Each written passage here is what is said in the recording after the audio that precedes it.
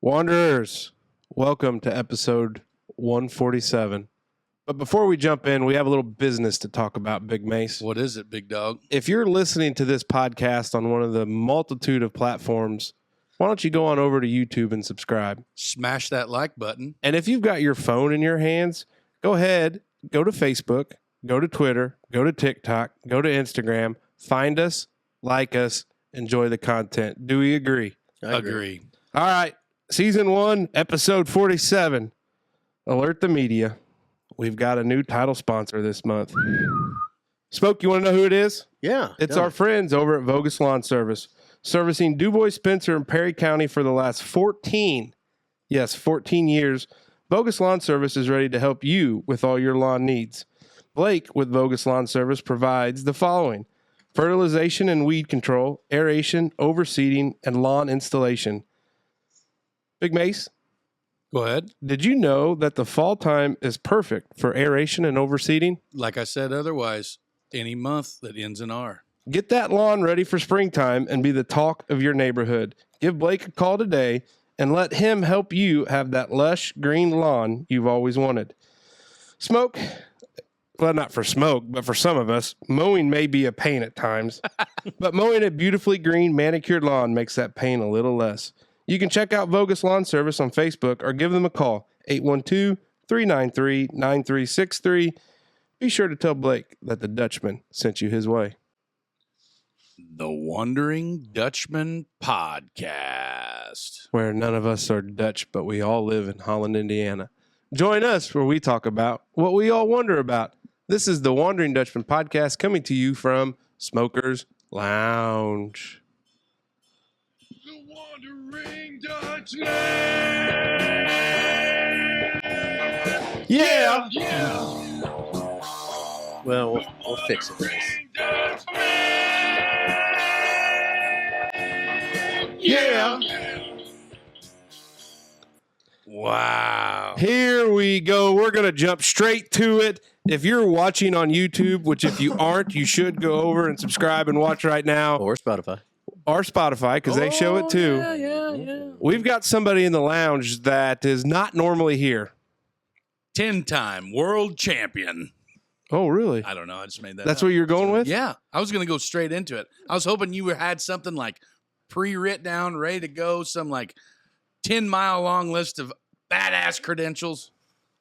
All I say is you're a state champion broadcaster. That is exactly That would right. work. So That's if you right. hear that voice and you recognize that thing, you might know him from The- 730 Sports. And the voice voice of of the the- Southridge Raiders. Here we go. We've got Kurt Gutsell, or as we like to call him, Curty G, in studio with us. Here's how this show is going to break down. Okay. We're going to do a traditional hour one of in-depth. We've been right. wanting to get Kurt in for a long Throwback. time. We've been listening to him broadcast Raider football. We always text each other and say, we got to get him in. Schedules are tight. He's busy on Friday. Seems to play a lot of golf on the weekends, too, on Saturday. But we wanted to get Kurt in, do an interview show for hour one, and then he's going to stick around, and we're going to do a normal hour two. He's saddled up, ready to rip. He's all ready That's to go. So, I mean, I guess we just welcome you to the Wandering Dutchman podcast. Guys, it's awesome to be in the lounge Yeah. after listening and watching forever. And when you guys started, I turned it on. You're talking about mowing grass, drinking beer, going to the ballpark, and eating Merkleys. And I said, this is the podcast for me. I mean, I was ready. That's and an I've ultimate not missed an episode since. Well, we appreciate Oh, it. We man, really, people ask, like, what's it like? What's it like? What's the formula to, what you guys have going on? It's like, honestly, it's really simple. And he just named all of our favorites. Oh, and there's more, but that was the core. Yeah, we that got was the at the meth core. kettle, we got the glizzy roller, we got all these other We've really expanded. So we're excited to have you here. Obviously, if you're in Raider country, which is where we're at, but we respect all of the local area schools, but we're Raiders at heart. Dave's a transplant, but his kids are Raiders. He married a Wildcat, and that's okay. It's all right. I married a Jeep, It's whatever. and that's okay. Yeah. I mean, highly educated Jeep. Like, Definitely. yeah, she's great. She She's has to wonderful. be with you. Yeah, that's true. Get your coverage. She's a saint. She really is. So, but Kurt, we start with a little background. We know you're the voice of the Raiders. We know you've got 730 Sports on WBDC, and you made a white collar joke earlier, but you're director of sports programming, so don't fall into this pit trap over here. It's all right. And the light blue collar over here. All So you're on this side of the table for a reason. But just give us a brief intro and kind of tell everybody just kind of the background of you. Well, you mentioned you marrying a Jeep and Smoke marrying a Wildcat. I was a Wildcat, graduated from Jasper in 1986, thus being the oldest one at this table. Hey, Smoke, You wanna feel know good a little- about this. You want No. to know a little tidbit? What's that? That's the year I was born. Man, we're going to get into this later about some of the broadcasts that I've had lately with kids of kids that I've covered. Yeah, So that's awesome. we'll get into that. Yeah. But no, I played football, baseball. I went to Vincennes University, then to the University of Southern Indiana.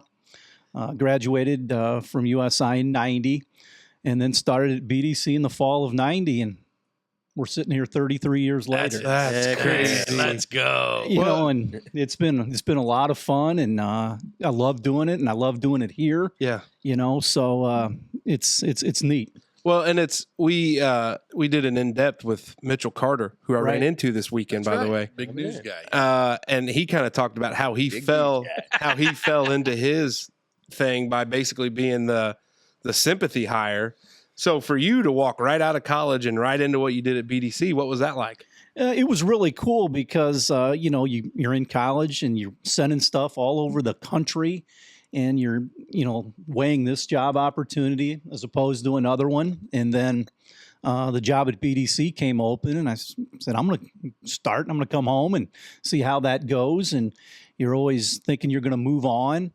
And it's just been a great ride. And every time something came up, I weighed that against what it's like here. Yeah. And how cool it is working here, and how important our athletics are, and our schools and our community is. And there's nothing like it. And I'm sure we'll get into more later, but that's basically how it started and why I'm still here.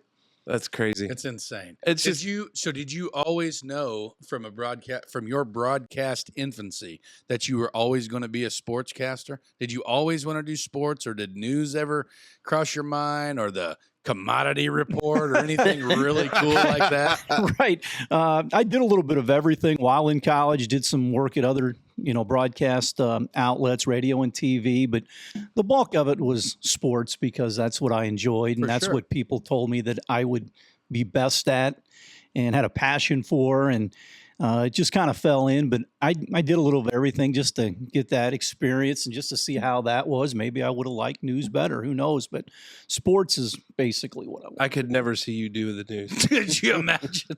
I mean, because you've got Oh, I man. love it because I'll watch the 7:30 preview. Oh yeah, And like every I'm sitting day. there watching it, I'm like, he's got a lot of energy to it, and I'm like, I can't just. In other news, Russia bombed Ukraine today. Well, yeah, I you mean, know, when like- I'm doing a game, there's not a script in front of me. No way. So I've got to read that off that news I know, script dude. because if I don't, I'll screw myself because I'll say something dumb or insult somebody or get something wrong. That's the thing that intrigues me the most about your call. Like, football is, I feel like, intermittent action. You know what I mean? Where you got, I don't even know what the statistics are, but from the time the ball snapped, You only have about primarily by the time the whistle is blown, a and minute the or ball's 2 minutes dead, of actual play. you know what I mean? Like, however long it takes to run a play, right? Yes. So take that to the basketball court, and the amount of time that that let's say the Raiders or whoever has on the offensive side of the ball, and they've got the ball in their half, their court, and it's just like I don't know, Lindemann crosses the timeline, comes up to the arc, passes the ball Sits down for a glizzy. yeah. Oh, what if he did a color commentary of us at the glizzy break? But I just think that Nobody that wants being that. able to, you don't say shoot from the hip, but I think that if I got on that sportscast without any experience at all, I would sound like it would be the longest recorded stroke to ever happen on air. Buddy, Lots welcome of to what F-bombs. we've had for the last 47 weeks. No, it's weird, and all the sports are different. Basketball, it's a fast-paced game. I can do that by myself a lot. Yeah, But like football, baseball, I love having people with me, For whether it sure. be John Schneider or Scott Salmon. yeah. Basketball, you call the play, You let your color guy, who's Scott and John, talk, and basically Filler. Well, yeah, and they are supposed to be quiet or stop talking when the other team gets to the half court. Then you go into your deal. Yes. And then shot made, shot missed, they'll analyze, especially when the ball's out of play or whatever. Yeah. Football, it's call the play. Then they interject what they have. And as the team breaks a huddle or comes to the line of scrimmage, those guys are great. They'll stop and let me get into the formation. Right. But it's changed a lot in football. Oh, yeah. Guys are running this breakneck tempo stuff. And Up-tempo. Yeah, sometimes up-tempo. it's me all the time, and I'm calling the next play because they're not huddling. They're coming right to the line of scrimmage.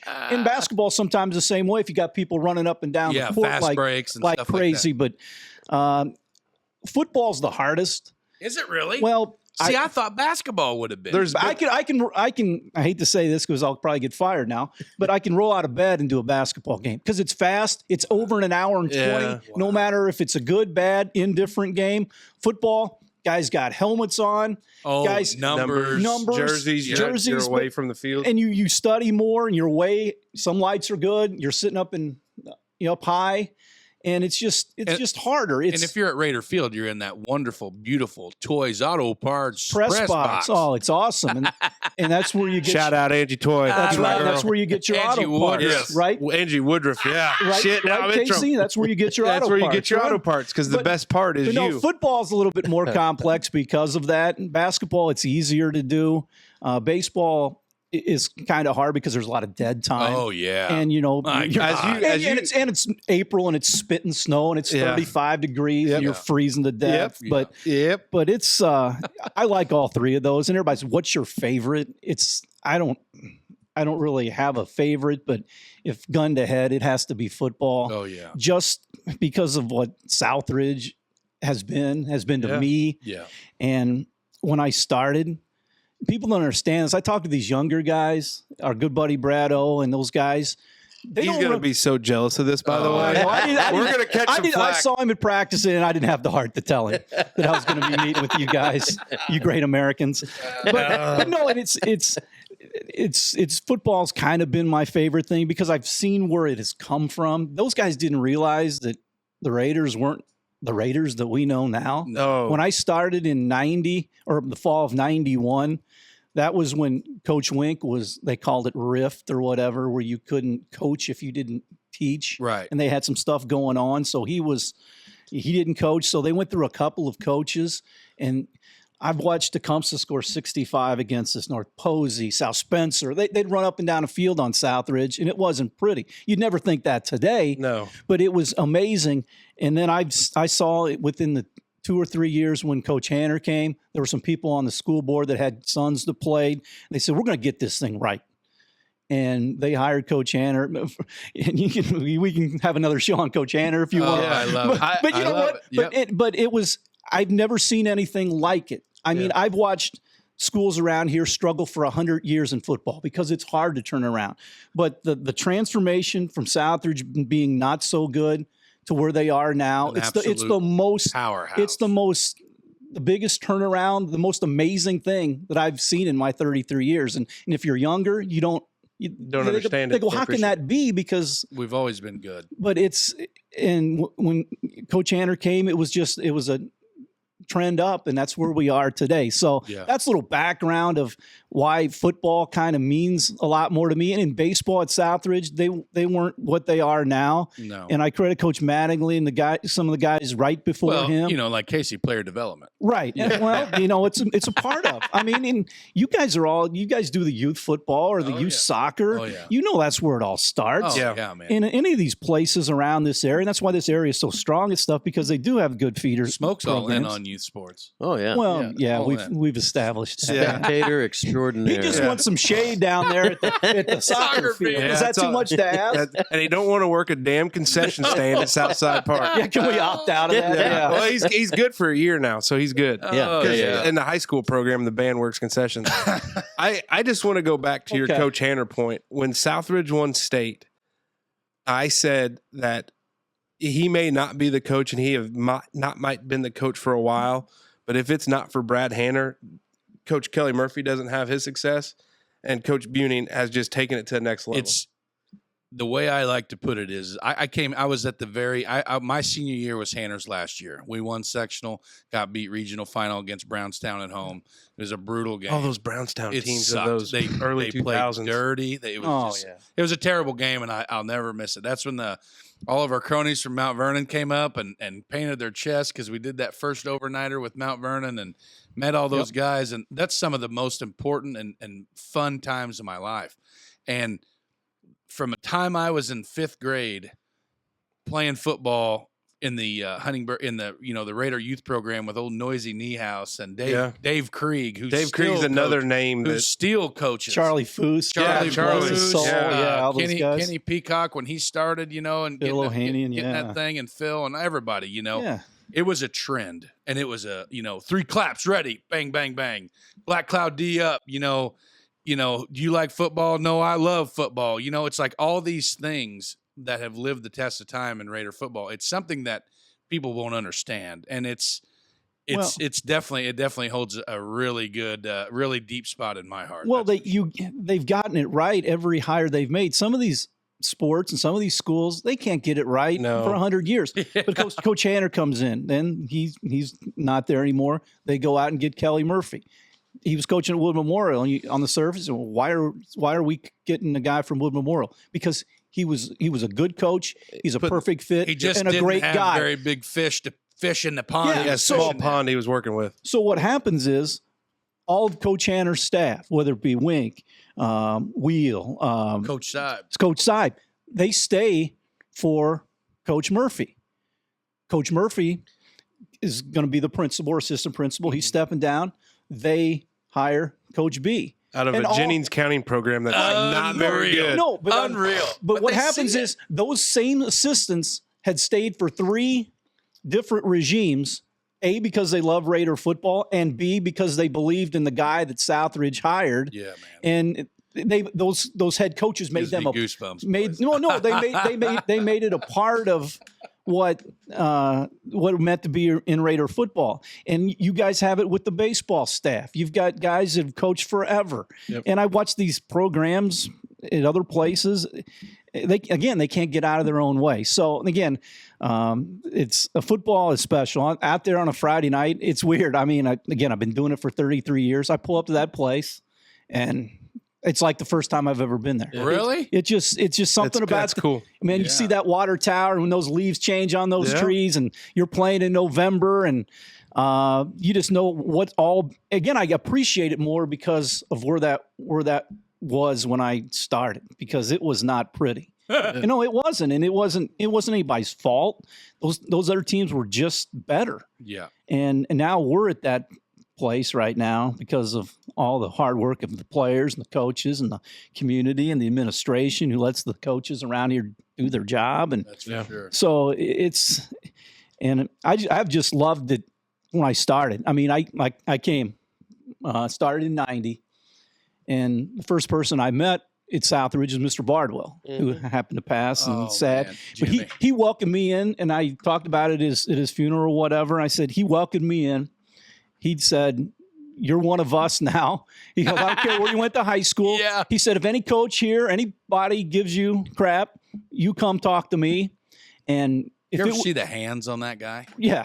That guy had the biggest, like not Kevin Wortman, like Kevin Wortman's had the shortest fingers in the entire world, but Gerald Bardwell had the biggest mitts that you'd ever seen in your life. That dude had, if you caught a left hook with them some bitches, you probably would have been knocked in the next. But he was a guy that I looked up to because he welcomed me in. And Ray Reisner was the basketball coach, and it was weird. And he was a great coach at the time. He came back to coach. He was a principal at Southridge for a long time. That's right. He got back into coaching when Dunk stepped away. And Coach Ray comes back at 55 years old, and I'm thinking, what's going on? I'm thinking I'm 22, and I'm thinking this guy's like 80. Yeah. You guys see that? But he was my age that I'm now. And I don't think I'm old. Yeah. But anyway, he was great, and that's when he came back with his son Stan, right? And then they took the girls.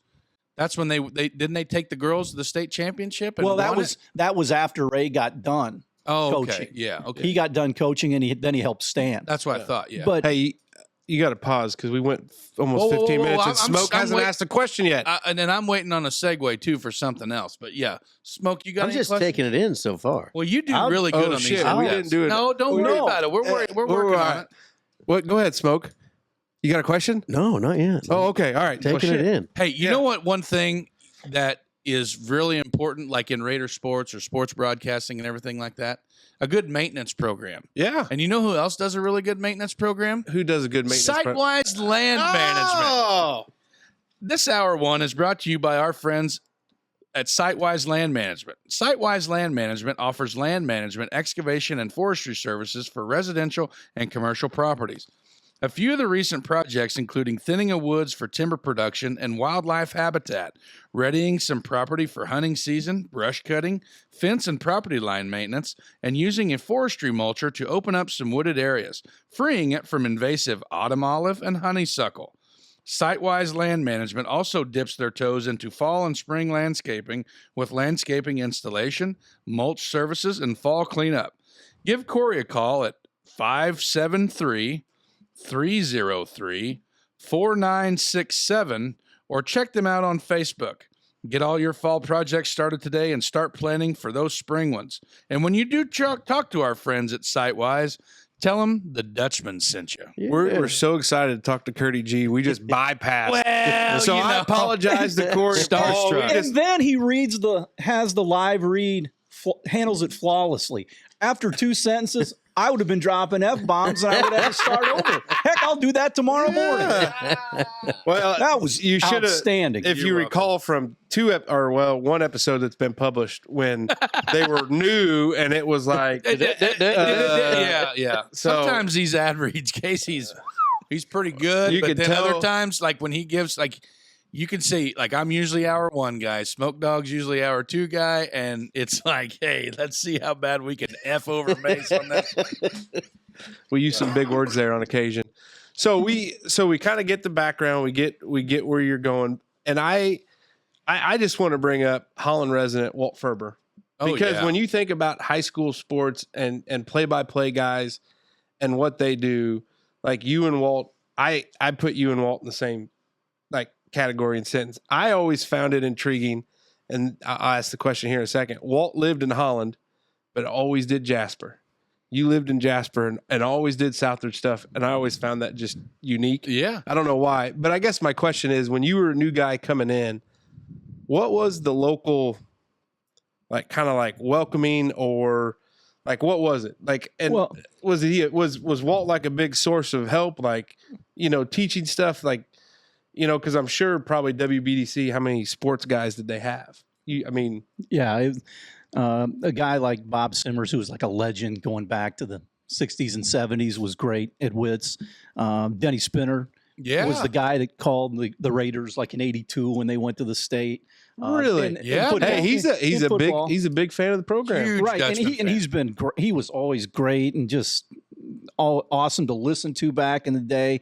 You know, was behind the mic when the Raiders went to the back-to-back Final Fours in '85 and '86, and he was awesome, and Walt was awesome, and you know, we were at a lot of events together, a lot of games, and spent a lot of time away from families, and Yep. just he was awesome, and he is awesome, and there's a fraternity of all of us guys, whether it be guys from here, Vincennes, Princeton. I mean, we all do the same thing. You and- remember when we were at the Will you let him finish his No, thought? My damn God, it. you haven't been this bad in a long time. I know, right? But I'm chomping at the bit. You remember when we were at Anytime. the car show, and the dudes from the Razor, what is it, 94.5, the Razor, Right. up there, and they were talking about Walt. There was one of their main DJs, like their music guys. I can't remember what the hell his name was, but he's like, "Oh yeah, Walt. Well, I'll be with him tomorrow." Walt, Yeah, he's a legend. You know what I mean? Shit like that. Tri-state treasure. That's what we That's call right. it. Yeah, that's what we call it. Yeah, Yeah. that happens when you get old. You But become that treasures. but I always wonder about that, because like any profession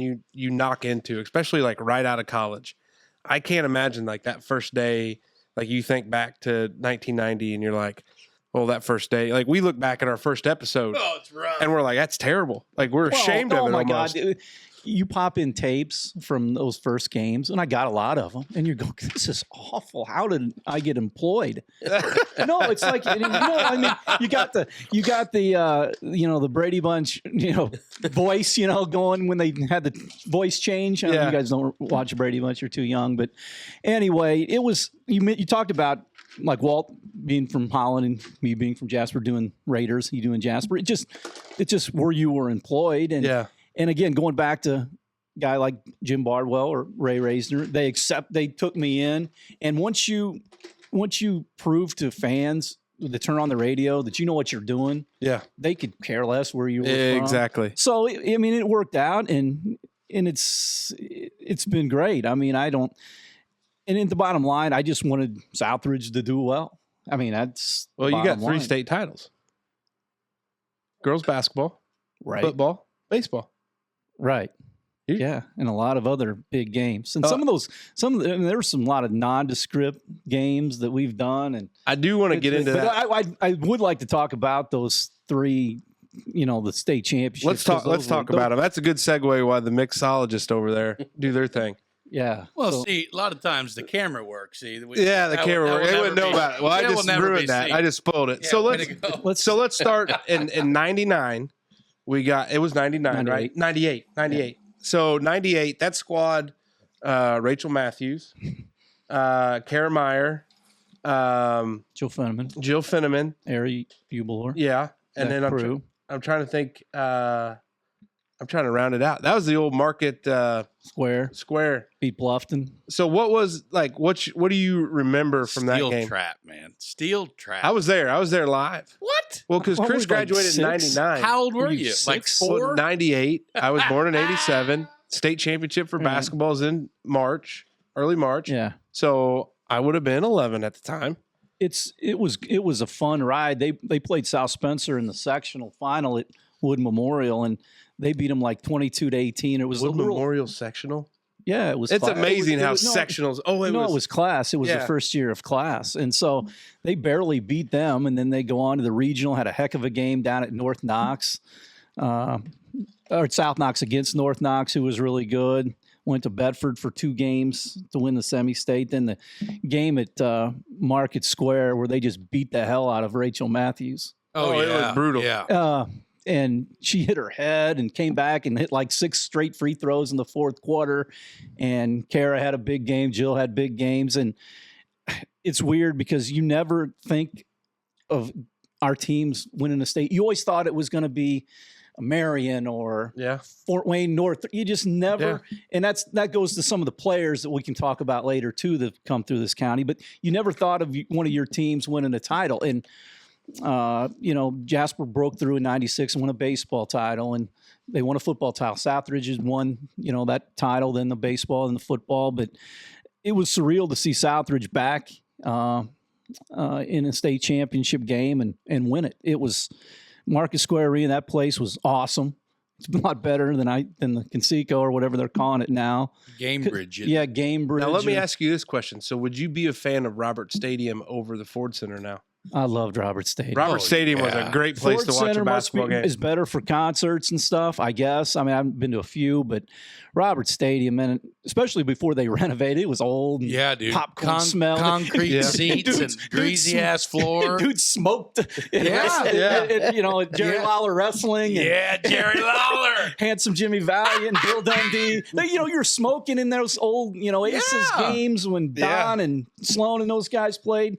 So I'm nostalgic anyway. Oh, I'm yeah. old school before Hell I'm yeah. new school and venues, and give me Robert Stadium as opposed to the Ford I just Center. think it's awesome. You see like the old movies or the videos, like that was who's the voice of Alabama football. Eli Gold. Eli Gold. There He was just a came back. Yeah, Yeah, he it had was a great he had a piece. stroke. That was excellent. That was an awesome deal. Yeah, I watched that myself, but it was like seeing some of those early on videos of him in the booth, and they're like 7 guys sitting in a row, and every one of them's got a cigarette in their hand, and then they're like sharing an ashtray. Every other guy, Yeah. you know what I mean? And I'm like, that is there was one Americana to the core. Yeah, so Market Square was great, and see Southridge win it there after maybe coming up short in those 85 and 86 against Marion. That was kind of validation to a lot of Raider fans to finally cut the nets, and that was a great team, and Stan did a great job coaching them, and that was a lot of fun.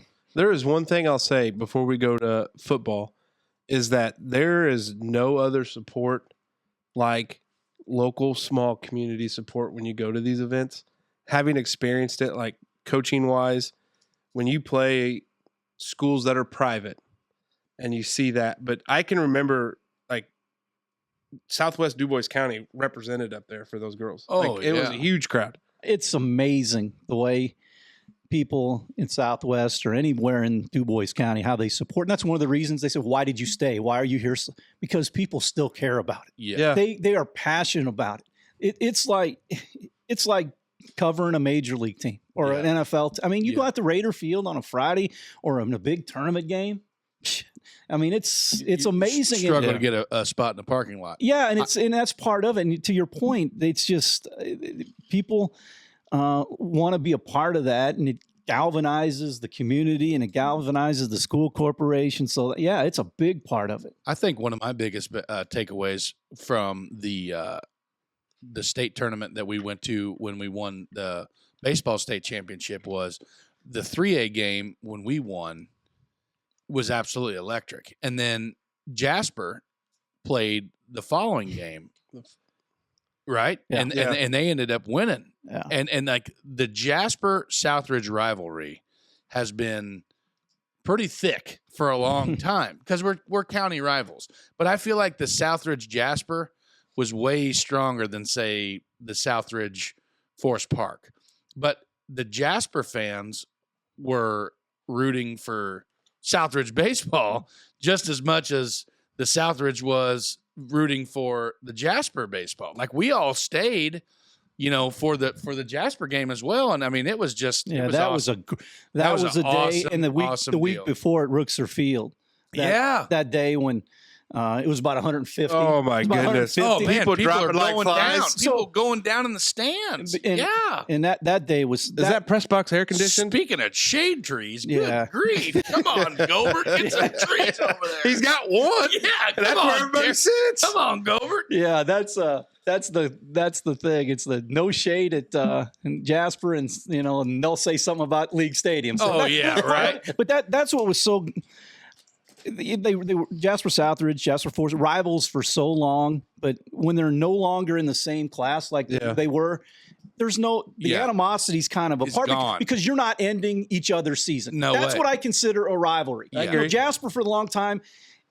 It wasn't Southridge. No. It was Vincennes Lincoln. Yeah. And for Southridge there for a while, over there at the Memorial, it was Forest Park. Yeah. Or somebody else that could end their season. On the football field is usually North Posey. Right, or modern day. But those 2 weeks were unbelievable. And they just told those people in Indianapolis, you're not going to know what hit them next week at Victory. That deal at Victory Field. It was packed. You guys went too, didn't you? Yeah, that was a badass time. That was when we did that tour day Midwest. We went. Went to Chicago and went to that dreaded baseball field downtown in Chicago. That it's got the green shit all over. You mean guaranteed rate field where you have a chance of getting shot?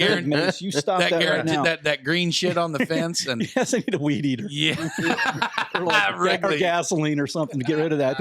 But that they said, well, it's going to be a Tuesday night and fans will make. And they're like, you don't know who you're dealing with. You don't know. You're dealing with DuBois County. That place, man. And all that IHSAA did was just count that money. Count that money, albeit on your phone where you couldn't use cash. But anyway, it was. That's to your point. It's amazing. And just when you think it's not that big a deal, it is a big deal, and that's what makes this place, this county, and especially Southwest so great. And so, going to football, early success. What was that? That 02-03 team that was Brian Yost, Foose, Ohanian, Bubba Brado, Big Mace, like on the line there anchoring it. Nathan Hopf. I get the Scout years team professional. I get the years mixed up, but that was we went to state in 02. That was my sophomore year. Against Lures. Yeah, we got beat by Fort Wayne Bishop Lures. But what I remember are the games leading up to that. When we beat Indianapolis, Cecina. we played them at Yeah. Indianapolis Emmanuel.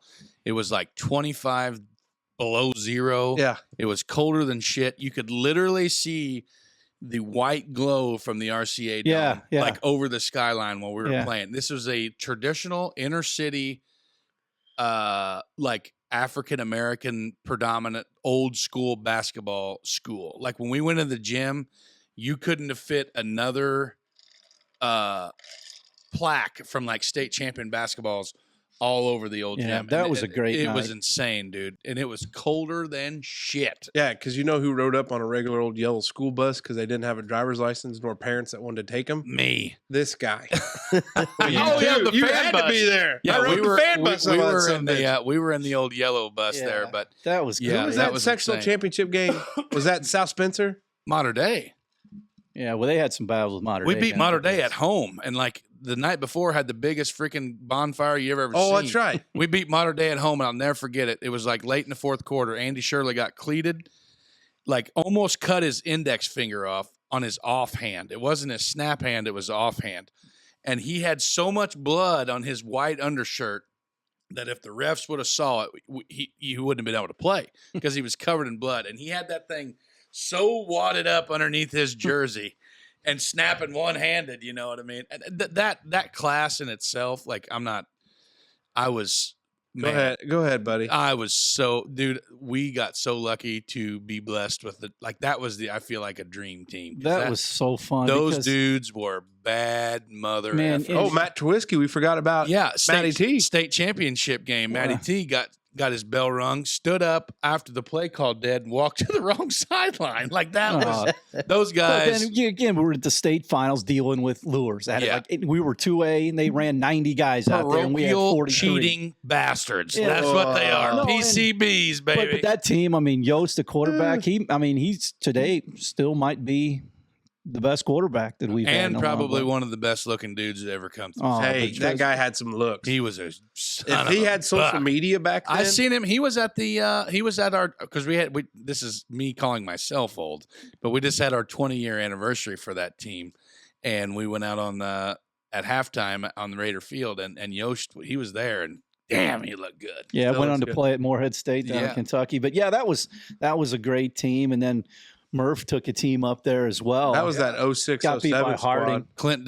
That was Clint Yeah, side. that was right after us. those guys. Yeah. Yeah, that was fun too. I mean, you remember the games leading up, some of the classic games that led up to those the state final games. You remember I those? can name But I several. mean, Mater Yeah. Day out there, that one year Lance Davis kicked that field goal extra point, just stunned them. I mean, Oh yeah, the games that Southridge had with Mater Day, gee, Oh, so Christmas. dog epic fights. battles. But Dog anyway, fights. it's been just awesome. Yeah, and so then Buning takes a group, took two group. Didn't he? Is he One. just one group? one group to Yeah. the finals. Yeah, But do you talk about a 17. class of guys that were freaks. Just, They were like the modern day. They were modern day. They were the modern day freaks. Like they were fast. They were talented. They could catch the ball. They were. good teammates. Oh God, they were good. And it teammates. was weird because they kind of transformed from a running wing tee under center, and that's when Jace Harder came along, and they got into the pistol or shotgun. Where Yeah, if you don't, pistol. where I love that. Well, they You're snapped, like the only guy that calls well it the because it's pistol. short. It wasn't a full shotgun where you're Yeah. like 7 yards like the Cowboys used to do Right. back in the day. Kind of shorten it up, and you can run out of it, you can pass out of it. But that's where they transformed. They said if we're ever going to get to the pinnacle, we're going to have to change a little bit. Yeah. And to the coach's credit, Yeah, not a lot of coaches are stubborn on what they want to do, but they said if we're going to reach the highest point, we're going to have to change this. And Jace Harder not only was the quarterback who threw, he was the 11th guy that somebody had to defend because Yeah. they started running the football. Yeah, then you're going to hand off to Tucker Shank. Then you're going to throw the ball down the middle of the field. And to Grant Maxey, yes, sir. my brother. Maxie Oh, Big Barbershop. G. Yeah, That's he right. was really receiver, defensive back. And man, that whole deal against Woodland when they're going to go for 2 and win the game. I said, let's do it. Yeah, dude. You know, Coach B's got his, you know what's in a dump Cojones, truck. baby. He's got Cojones. him in a dump truck. What's and he said, or What's the guy?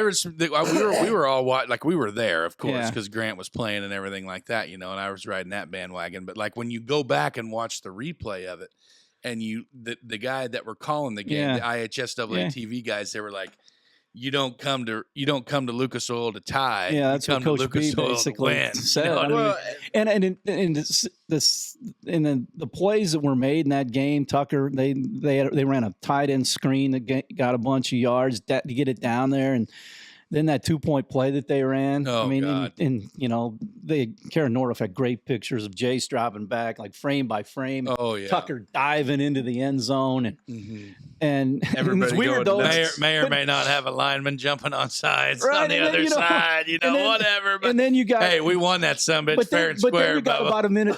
But then you got a minute 30 Yeah. where Woodland's got the ball. Yeah, we got and your defense had to go out and get a stop. time and to then- nut up. And the Yeah. first half, Woodland's offense was, I mean, we didn't have an answer. Yeah, for it. well, and again, you win that state championship, and you go again. That's something that Lures does, or that's something that Yeah. Ben Davis does, or any of the other powers. It's not what Southridge public does, school. or and I think the does- coolest thing about a guy like Kurt is that with what I said earlier, like a steel trap. Like, is it wild to you I'm going to throw to this sit out here? there. I'm to just sit here and listen to all this shit. Hey, as you pump his tires I'm gonna there, tug him off here a little Yeah. bit here once. just if you know anything about these folks that do, Right. play by play, they're very intelligent because they have to have a lot going on. Right. I'm just going to throw that out there. That's Right. general characteristic of a good play by play guy. But what I was going to ask Smoke Okay. before I was rudely interrupted. Oh my God! Hello, pot, beat kettle. But isn't it wild to listen to him spout off games like in 86 and 90? Like that's Well, what 86, he was graduating high school. I know, but I played in the just Final Four in baseball, by the way, in one class. yeah, but I just don't understand. That's wild to me. Like how I guess it would be Now, I'm like a workplace type thing. But what do you think, Smoke? Isn't that wild? I was just wondering if this was a question or not. It seemed like you're taking off on another tangent. Everything's I can. But you guys remember stuff too. I mean, yeah. I can't imagine being. Wait, is this going to be a question? No. No. He's Oh, he's actually gonna- going to he's talk. gonna So give it. respond. Okay, Give it sorry. the floor.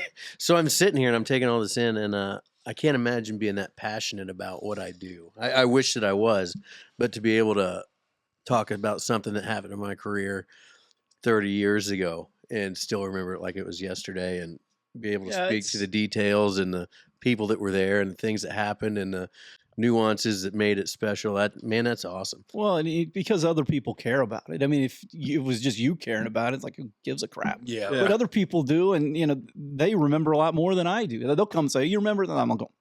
I caught a lot I've of done games. 5,000 games. Yeah. but everybody had. What makes this area so special? You've got your own story. You got Yeah. your own story. You got your own story. Yeah. And you can't take that away from people. And they've had kids that played, or they've had relatives that played, and that's what's special to them. But it's all intertwined in one community, which is Southridge or whatever community you cheer Now, for. you said 5,000 games. Do you have an accurate number of how many you've done? I think it's over like 3,000, 3,500. I mean, okay, you're talking 33 years, probably 80 games a year, football, basketball, baseball. 2,600. Well, yeah, in that vicinity. Plus Sometimes, postseason stuff. yeah, there's postseason We got stuff. Rain Man here. Yeah. He'll get you. No. So let's, one that I was involved in, baseball state championship. Not that I played, nor made any coaching decisions. I'd done all my work before that. Yeah, player Hey, but developed. you're in Yeah. the picture. I am. Every time we go down through the park, Zoe, my daughter's like, Oh. "Oh, look, Dad." You know how many times smokers said, "Hey, you got that Sharpie?" In your Well, car?" and you know what? I walk and run at the gym, Memorial Gym, and every lap around, I see Casey's. Thinking, how the hell did he get into No, this? I'm on a picture in that gym. Yeah, too. exactly. And that's awesome about that too. I mean, Yes, they just don't It's put really cool. they just don't put random dudes on those. No, and you talk about, hey, we're gonna get our picture on the wall, or Coach B talks about, hey, to be something in Southridge football, win a sectional, get your year put up. So Yeah. anyway, I will say this is dumb, but like I love Memorial Gym, and I love Memorial Gym because it's a history book in and of itself. But I told Janelle, I said, I think the coolest thing about it is I will hang in here forever. Yeah. From, all that stuff. Like I'll always be in here. Like I love walking around. First basketball game of the year, I'll always walk around and it would be Minky. It would be Hank's uncle. I'm trying to think. Bob. But yeah. And so and then you got Coach Boozy up there who I got to know, working with Dunk, and you just it's a history lesson. Most of there. that really, really, really old early stuff is would be the northwest corner going down the ramp on that one. Well, there's wall. there's some a there whole on that. bunch of super old Yeah, stuff. that place is amazing. It is, man. And again, we go there so much. I guess we're guilty sometimes of taking it for granted, or we take League Stadium for granted. These people How come many in times? How many times do we sit there during Little Raider basketball that one winter? Me and Smoke Dog just there. Well, sitting there you're going hanging out. They packed this place with 6,000 people, It's crazy. or when people come in, they go around the top and look at those pictures, and they go, "This is where they play high school basketball." That's right. We go, okay, let's go here for the 30th time this winter. Yeah. Or bag of Subway or whatever. Yeah. Every time I been in my travels and somebody that talks sports, and I'll tell them that you've never experienced a mid to early 90s sectional. Oh my God. At Memorial Gym, where they put those the risers temporaries all the way up there, and you had about this much space. when you could still 10,000 still people. go to the concession stand. I'll never forget this, and buy a cup of Coke. Like you could buy a actual fountain cup of Coke, those cardboard waxy ass cups, and then we would take them to the bleachers and drink them, and then step on them as hard as we could, and bam, and these big ass pops. We did that shit when we were like 4. I mean, I was probably 6 or 8 years You just old. remember it though. Yeah. That place was packed. Oh my God. They used to wheel those soft drink machines to the floor. They had them on the floor. Yeah. Like at halftime. Yeah. You could go buy your fountain cup. Yeah. That's when it was great. I mean, a lot of younger people don't understand anything No about way. class basketball, but back in the day, everybody talks about that Roland Bobby Bayman game where Roland goes for 47, hits the 10 threes, and Bayman hits 100 free throws out of 100 in the game, which was like 19 out of 19. Could you imagine? No way, dude. Standing at the free throw line as a 16, 17-year-old kid with 6,500 people in there and just knocking free throws down or Left and right. knocking three-pointers down. Yeah. And when did it happen? When did it? 93. When did no, not that game. But when did the big change? When did you start noticing? No. When did you start noticing the trend when people stopped coming to the games?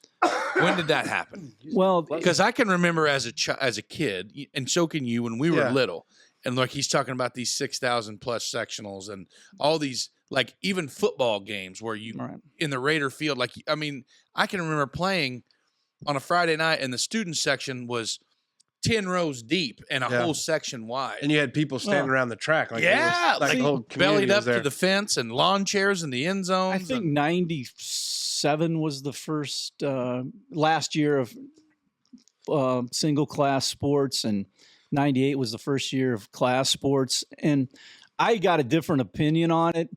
Everybody said that's what has killed the attendance. That's what it's not the same. I remember anymore. the sign in Jasper. Do you remember that sign? Class basketball is wrong. Wrong. Count Right Dave there Broom. by the square. Yeah, right. Yeah, by the square. and those old school people hate it. Yeah. It's all Class a lot of basketball is people wrong. know that now. son of a bitch hung there for 30 then somebody years. stole Isn't it it. still there? Is that Somebody right? stole it, and they made another one. I think now they put it in the Hall of Fame at I mean, Newcastle. damn, that's hilarious. But I just think that people didn't go because like everybody was split in different sections. Jasper went one way, Southridge and Forest Park were the same. Du Bois went the other. But I don't think class sports killed the attendance. I just think if your team in your school has a downturn. Yeah. I mean, Du Bois and Forest Park.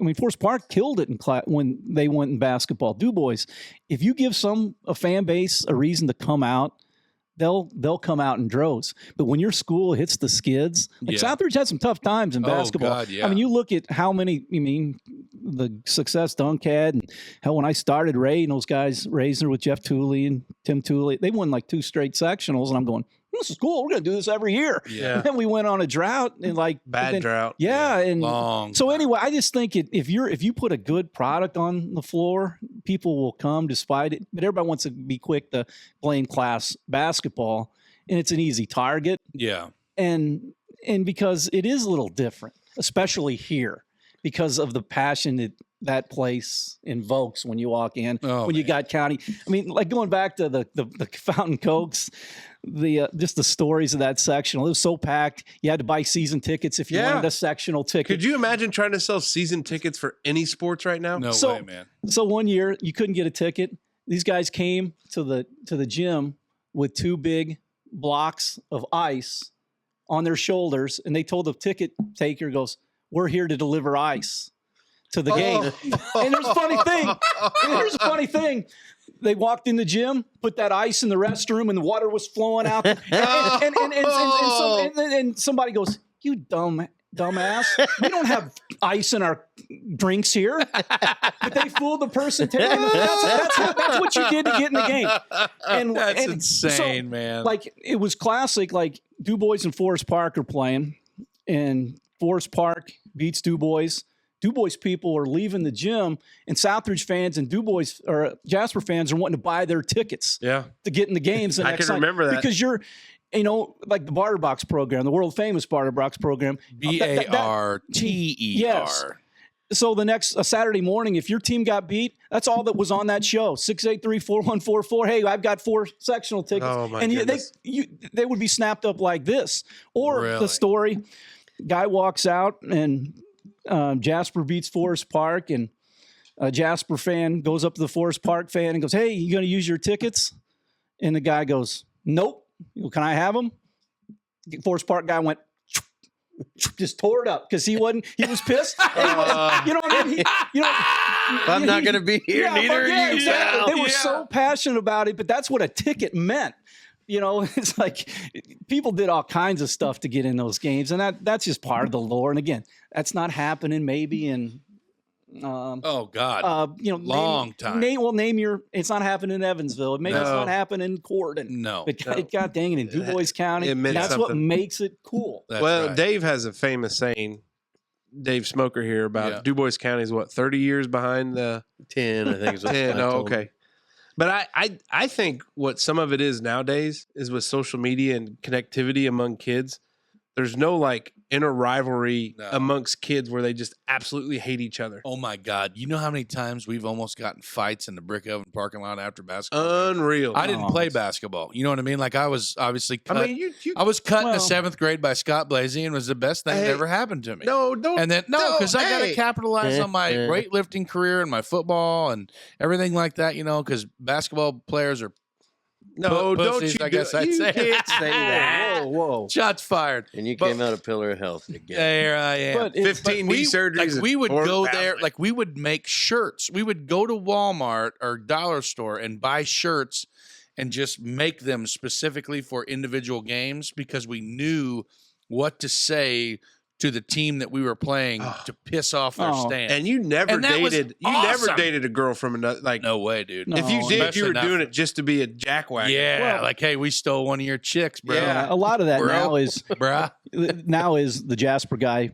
plays summer ball with the Southridge guy. Yeah. They Du are Bois guy. my son. Well, yeah, even that's- my son wrestling. Like, Yeah. he's got so many buddies. Like, he doesn't wrestle anymore, or he did this past year because we Hardwood Mace. Hardwood Mace. We strapped Teddy up. Hoops. We strapped Shout up out the Teddy old, Hoops, friend of the program. the old Nike Air Jordans there. But anyway, like, playing kids from other schools and wrestling them from wrestling wise. Like, my son had friends from Tecumseh. He's got friends from Clarksville, Providence. Yeah. He's got friends from Webo, Western Boone, like all these other kids that he knows and has wrestled against.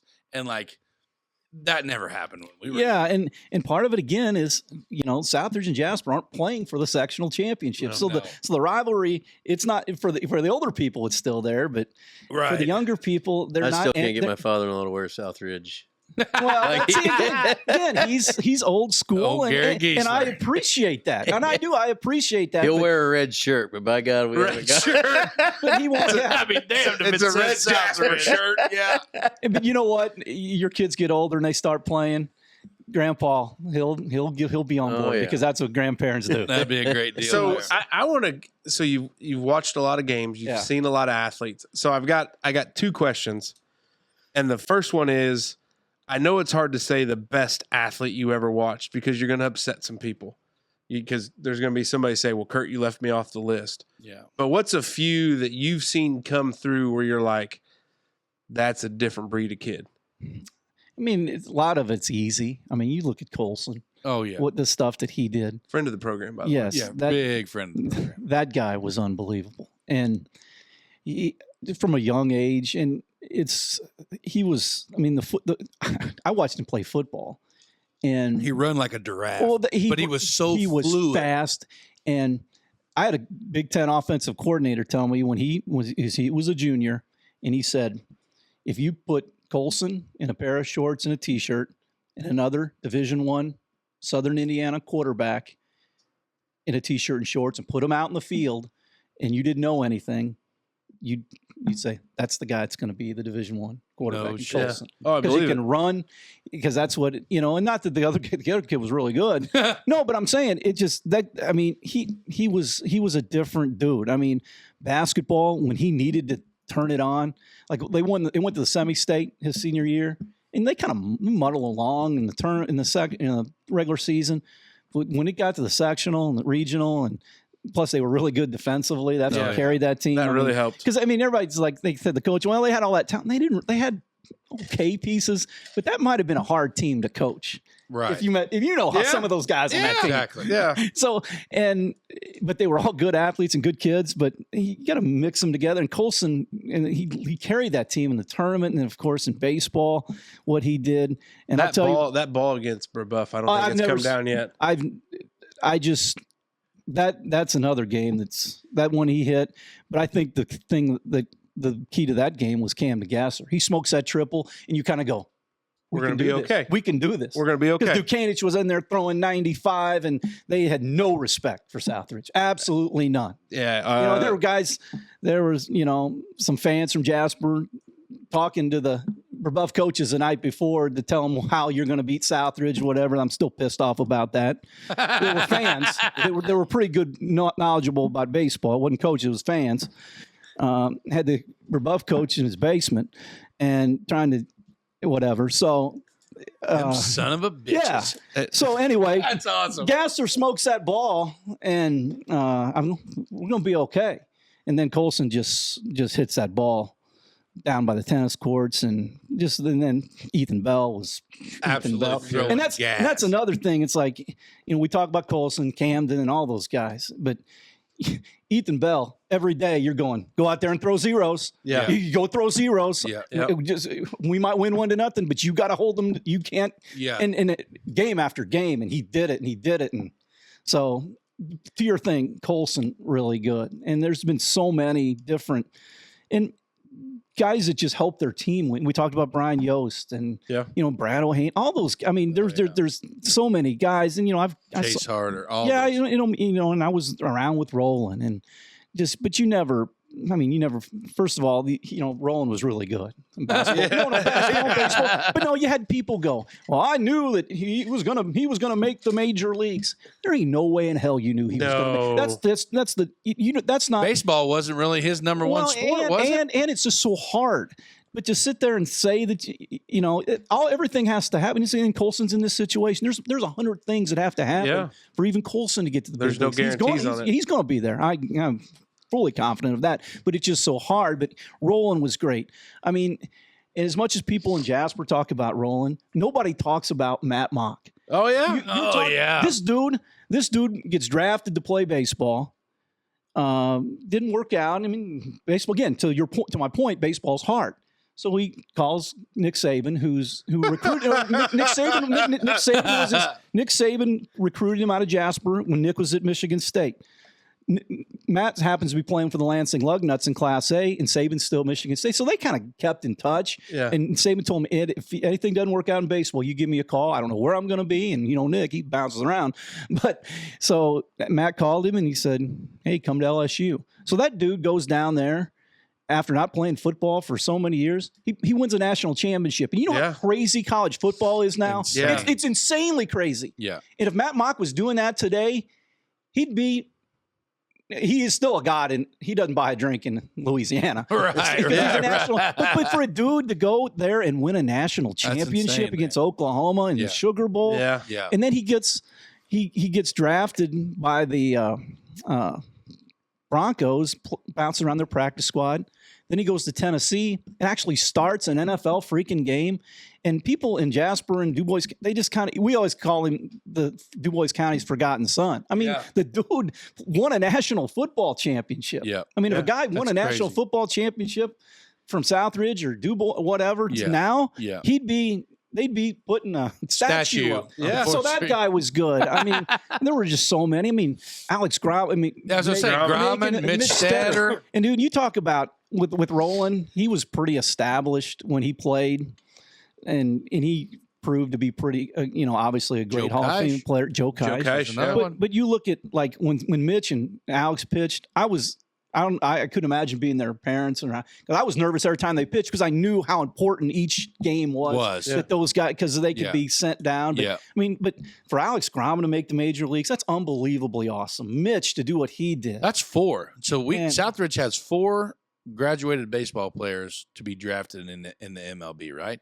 Alex Grauman, Mitch Stetter, Colson Montgomery, and Joe Kaish. Right. And Joe played AA baseball. Right, but I mean, he was still drafted.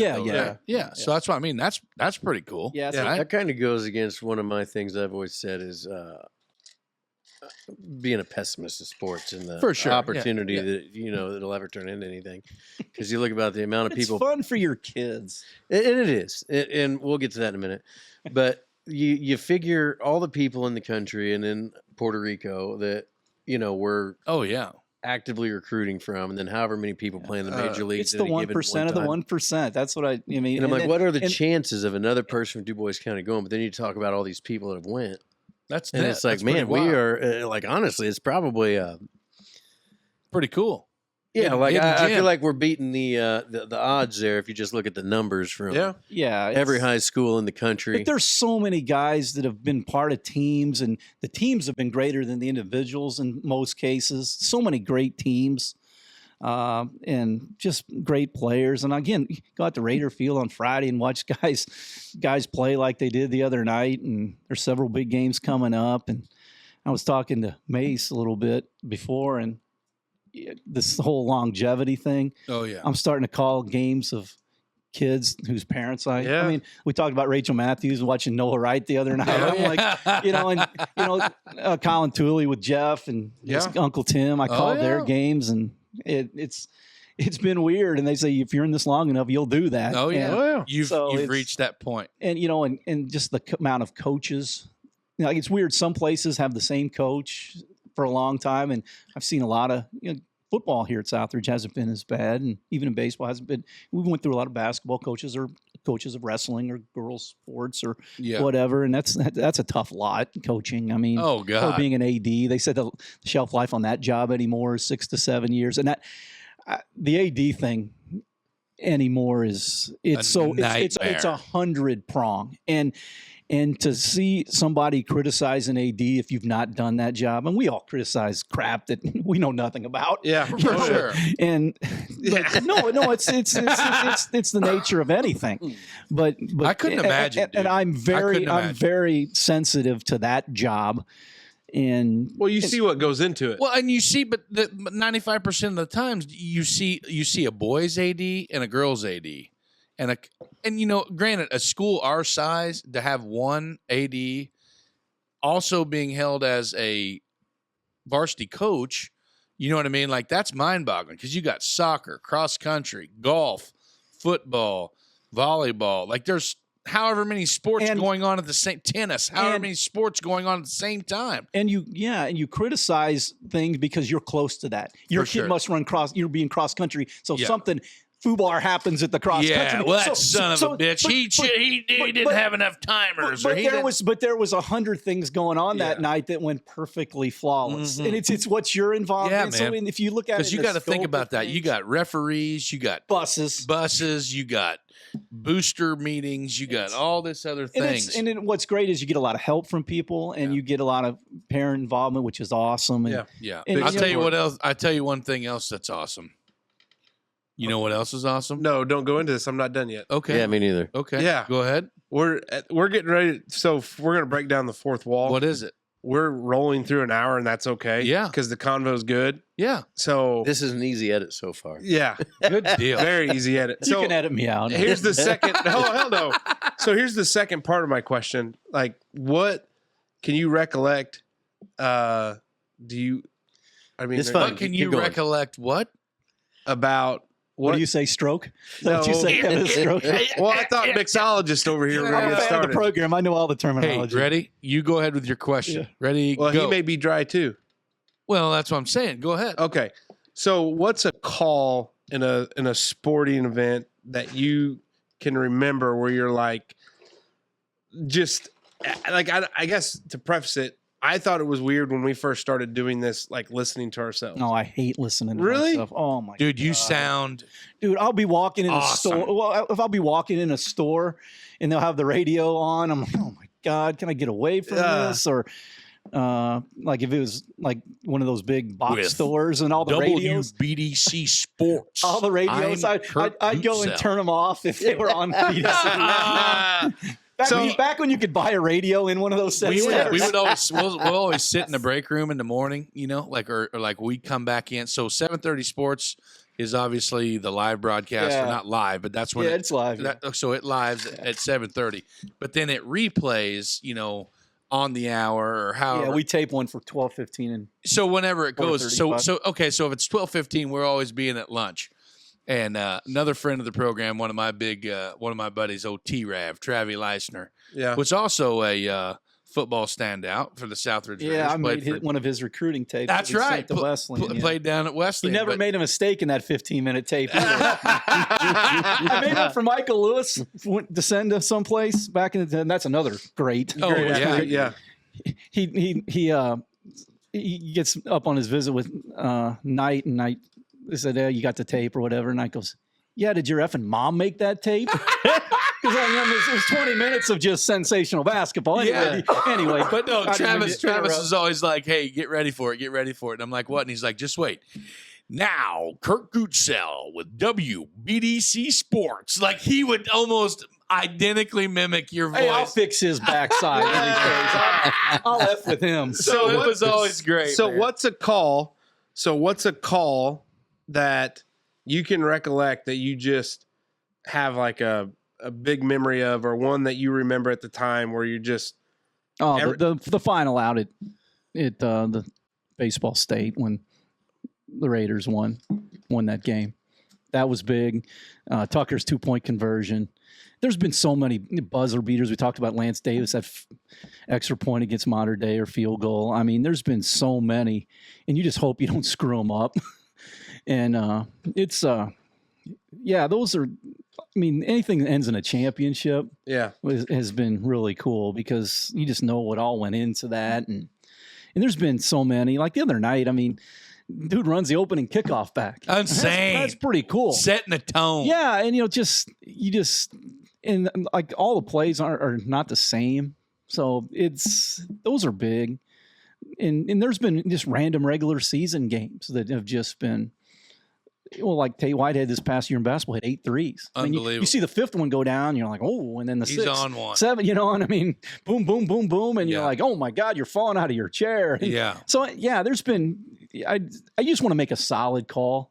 You hope in that excitement that you don't go berserk where people can't understand what. No the hell's way, dude. going That's on. what I'm saying. I think that's one of the good things that you have control of 95% of the time. Is like Yeah. whenever we're getting ready to bust it open, or if it's a huge game or a very important game for like the continuation of a season.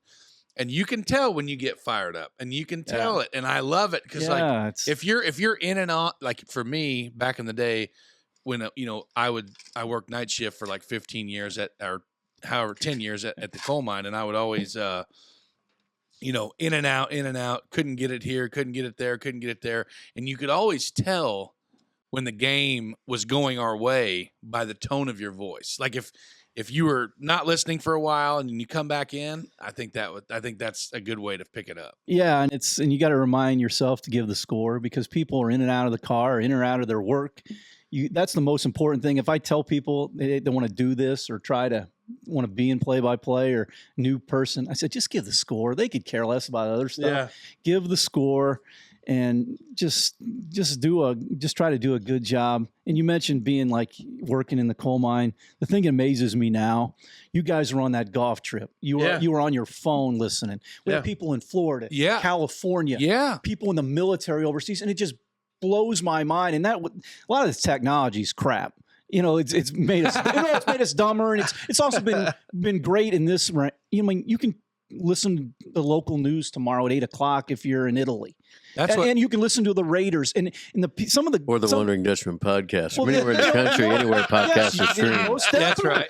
Most definitely. And we can look at those demographics. And there's been times we look at it. There's like people listening in Spain. Yeah, we can too. And it's like, and they'll send you a note. You know, I took this job or whatever. I'm away from my family, but I can sit by the fire pit on a Friday night and listen to Southridge football or basketball. Yeah. I mean, that, and then they go, I feel like I'm home and I'm not as homesick. Yeah. And you're providing that, it's not, they care about the game is what they care about, but just to think you're a part of that. Dude, your voice, but that's just what technology. And I mean, I never thought we'd be this. I mean, you never anticipated what that was going to do. Yeah. But that's, I mean, yeah, when these guys even chime in, he's on a golf trip. I just told his buddies to watch him for cheating. Yeah. I said that over the air, and they got a kick out of it. But anyway, that's a big part of the longevity of just now where we're at in all this. I'll be 100% honest.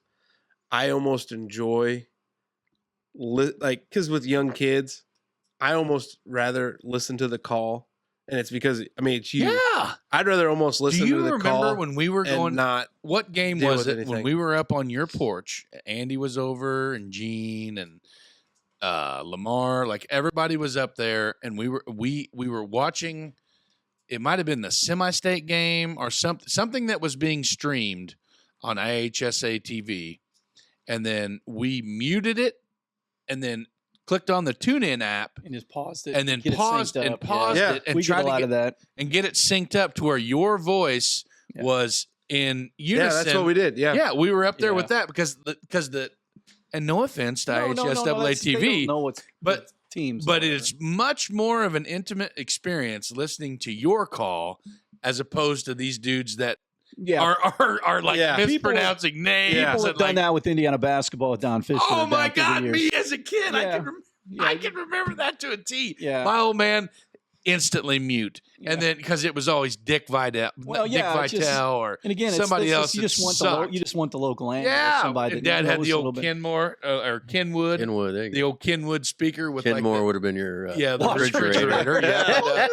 You know what I'm talking about? Like the whole big tower speakers and the head unit, and Dad's like, all right, ready, play. Yeah. And that was before like the digital delay. Yeah. Whenever everything was still kind of on analog, that made it a problem. You could still stream it because live was live. Yeah, and guys back in the day would actually bring radios to the game. My mom, I swear to God, Kurt, all through my football career. And it helps, people and, may not. And then my brother, Cody Maestner, you remember Cody, which was a pretty good football player too. So my mom, still to this day, her and Kathy Treader, they would go to every Southridge football game that Nathan would play and Cody would play, and they have their old Walkman headphones on with their little handheld radios, listening to your call while actually being in the stadium. It helps a little watching the game because they had no idea what was going on. It helps a little bit. I mean, I can see that, but I think that's cool. That's cool. I mean, I think that's cool. I think what stands the test of time of being able to do this for a long time is you've got some play-by-play guys now. You mentioned Scott. Like, I've known you for a long time because Scott and I, we were neighbors. Right. But, with John Schneider, he's been a great addition Oh yeah, on home football games. I think he does a good job Murph. on the color. Yeah, Murph, baseball. Baseball, yeah. Those guys, I mean, Murph is awesome because Oh yeah. freaking he coached, he played, he umped. Yeah. I mean, I had it all. I mean, for Southridge baseball, dude, there's not a thing goes on that field. And he's an not, awesome dude. Yeah, so he's been awesome. And I And think for sure. John and those guys, and they do different roles. And Scott, he does a good job. The and, wizard. yeah, and John, and Sometimes I think he gets a little long-lipped. I'll say it. I'm comfortable with saying it. Shots fired. Hey, Solomon, put a sock in it for a minute. Let Curdy talk. Smoke's having a big one. Oh shit! Oh, I those love guys, it. I mean, there's, I mean, That's part of it. no, it's though. awesome. Those Yeah. guys are awesome, and they do it because they love it, and I mean, you make these long car rides and big games, and just those guys have been awesome. John and Scott, it's been fun. For Murph, sure. anybody else that's filled Hope in. it keeps going for a long time. Yeah, Can I get you on the record on this? Go what's ahead. that? If there's a chance at a baseball game that I don't have a middle school baseball game and Gene doesn't need me in the dugout, I've He won't. always wanted He to be a color guy. He won't need you. No, No, he won't. I don't Player make any development. decisions. Player development. 0 decisions. Hype guy. We choose sunflower seeds together. And I watch his anxiety go up like this. Dude, and then down. that guy's chill. He doesn't get excited about anything. Oh boy, I've seen him. And I think that's why they've been so. He's good, man. He knows how to handle players. That's for sure. I think, and you've probably, I mean, you would recognize it and you would see it. The way coaches coach these days is completely different Oh from my 10 years ago, God. Dude, 20 years ago. Because if you did the stuff the guys did back in the day, You'd be in child jail. services would be called. Call- CPS yeah, I mean- would be on the Dude, side. and the best, and they were all great coaches. Because I'd line up to play for Bob Clayton. Oh Yeah. yeah. Or I mean, And they say that guy was a dick. you know what I mean? And Dunk came back for the second time. It wasn't the same Dunk. No. Or the same John Church and Coach Adu. I mean, those guys were legends. And, Yeah. and what was great about that, dude, you didn't go home and cry because No. something happened in practice. They go, the Dunk was right. Your parents Yeah, said you Dunk did was right. something wrong. Yeah. Now it'd be again call child Oh, services, call God. the principal. How many and times- anymore? You don't just call the coach and have a problem. People they go and call the superintendent. They In call what the world? state. What world you're going to complain about playing time or what happened in practice by calling the superintendent? I Yeah. told my and that's what they parents- do now. I told It's my crazy. parents from an early time, if you have a problem with what you see, like with my playing time or like coach, like the interactions between my coach and me, and you make it a point to call the coach and voice your opinion, that's only going to affect me negatively. If you want to see me on the field, just keep your mouth shut because they're going to like, hey, Because you know that you were playing grab ass. Yeah. That's why your ass Yeah. wasn't playing. Hey, I had keep to do your a grab thousand- ass over I there. had to do- I had to do 1,000 yards of bear crawl because I called a water girl an expletive name, and I did it, and my mom found out. Why was you late at home after practice? Well, I had to do this. She said, "What'd you do?" And I said it, and she said, "Well, yeah, good. You should have done 2,000, you bastard." You know what I mean? I had some a local football coach. He had classics dealing with the parents and stuff. You get the parent that calls us. Johnny doesn't know I'm calling you, so don't say anything. You know what I'm saying? They Yeah. want to, because of course they've embarrassed the kid or whatever. Oh, yeah. Some coaches would bring, hey, you want to have a meeting? Well, Johnny comes with you, and Yeah. we'll go. Johnny, did your parents say that you did this, and did you practice harder? Did you do what I tell you? And Johnny, I'd say, well, no, I didn't. Or the classic, it was the old letter writing to the coach. Oh God! There's a high school football coach, Hall of Fame coach in this area. Every time he got a letter, that son of a bitch went up on the bulletin board. Oh yeah. Even if it was signed. Yeah. And you know how many letters he got after that? No. Zero. And then then there was a coach. That's There was wild. a coach, a parent called him complaining about cussing. And it's sports. It's sometimes Locker room I know talk. you don't. Well, that's what I'm going to get to. Sometimes it's not for the faint of heart. I know you're not supposed to drop F-bombs, and nobody wants that or No whatever. way, But you know man. what? It's a competitive don't want deal. any of that. It's not eating Twinkies. It's a competitive Did you watch deal. the Kings of the Swamp documentary Yeah, that about was the Florida good. Gators with Yeah. Urban Meyer? Like that. So- That's Yeah, savage. well, Like that's real though. That's real. So this parent calls his coach and says, I don't want my son exposed to this cussing, and it's just he's not around that. Shouldn't cuss. And they don't know what their kids so do. No. So he goes, fair enough. Well, hey, why don't you meet me in the coach's office and we can talk further about that? And like this coach knew it was going to happen. Coach's office adjacent to the locker room. Oh. And he goes, he said, come here and listen to this. And sure enough, that guy, that little shitbag was in the locker room, just F-bombing, M-effing, P-word about women, girls. And he said that parent just went, oh boy. So, talk about your old-time backfire. But that's how good that coach was. He knew he could call that parent because he hears it every day. Every day, and not that it made the coaches cussing. That's not. There's place for it and not for it. But my moral of the story is let the coaches coach. It's only unless they're just beating the hell out of your kid. Which we'll get to it. We'll get to it later. Maybe not today's show, but a later show. But the way I'm coach. sorry for being so long. No way, man. I love it. Actually, you're right. This you're is probably right, the basket. funnest I've had in a while. Yeah, the way these coaches are today are slightly, a little bit more than slightly different than what the coaches that we had to deal with. But a guy said something the other day that really struck a point with me because he wasn't a sports guy. Kind of like Smoke. Never. Oh, I was going to say it was Smoke you were talking to, but you were trying to keep it anonymous. He didn't participate in sports. He had nothing to do with sports and anything like that. But he said, the things that your kids will experience in sports is only going to prepare them for the future workforce.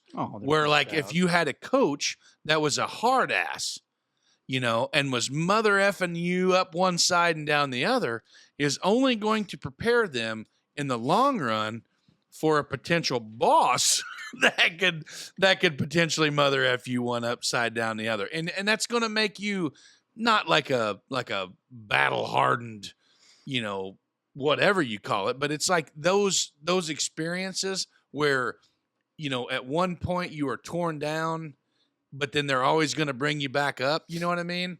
Like those are only going to benefit you. I think there's one thing that you have to do as a coach when it's in those situations. If you're a tough-nosed, hard-nosed coach, I think, a couple things. One, you have to be equal on all that. Your starting quarterback or your starting point guard is just as held just as accountable as everybody else. And that's what coaches do with their kids. Yes. They coach their kids a lot harder because they know that they're held to a higher standard. It doesn't matter. And the second thing of it is that kid has to know that if I need somebody that's going to be in my corner to help or talk or get through things, because kids have a lot of shit going on nowadays. Oh man, and they're smarter these days. Damn right. You can't pull any. I mean, and they can tell a fraud coach. They can tell a fraud teacher. Yes. They can, and we had coaches when I was in school. Like when I was playing football, and we had a couple cats that were like, I could read you like a book, pal. Like you never played. What are you talking about? Or the way they dealt with people. Okay, you're gonna call me in for doing what I'm not supposed to do, but Johnny across the hall's doing it, but you're not saying anything to him. They know. Yeah. I mean, and not that the kids are, that they're ruling the team or they need to have a voice because they don't. But they know these days. Kids are a lot more savvy and they can tell a coach. They can tell if a coach doesn't, care about, not that they need to care about them or whatever, but they know what they're doing and they know that they're leading in the right direction. Right. Yeah. It's been crazy the last 40, what are we on, 47? Yes. So 48 weeks. So the way, because we're going to wind back. We had an episode that never did see the light of day. So we're going to rewind back. The way I met Casey is I was bitching about how he managed a baseball team, and May said, "Oh yeah, I know that guy."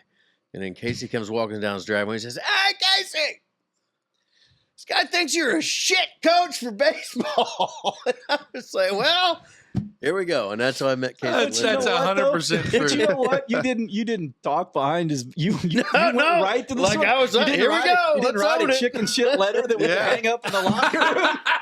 But I've always been, and it's not that. I mean, that's great. My kids have something to do. That's good. Yeah, I showed horses. But the last 47 weeks, it's, man, I'm kind of I never knew there was this much passion in it.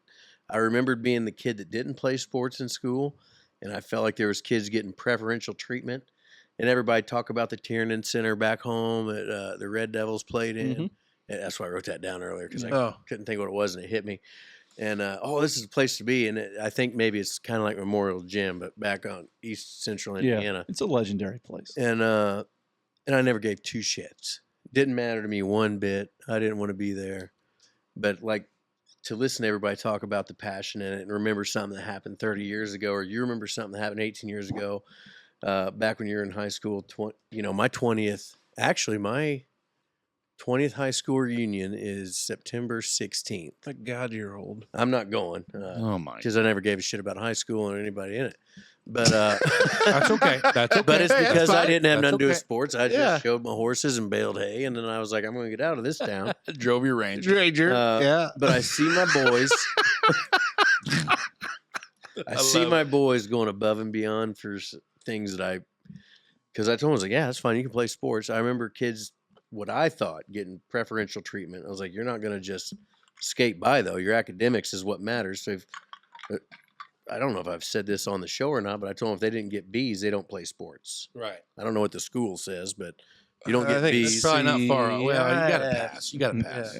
Yeah. So at any rate, but they get B's because they want to play sports. I don't think they give two shits about anything that's happening in necessarily anybody's class, but they know if they don't get B's, they don't Well. play sports, but they bust their asses to make it happen. And I just think it's important, no matter what thing you're in, to be a part of something. There's so much stuff to get involved in at Southridge, whether it be sports or and see, I never anything. had that. I was Well, that's never, it, and I never related to high school because I never wanted Yeah. to be there and I never got involved in anything. And And in the past 46 weeks, that's what I've seen is like just the passion about Southridge.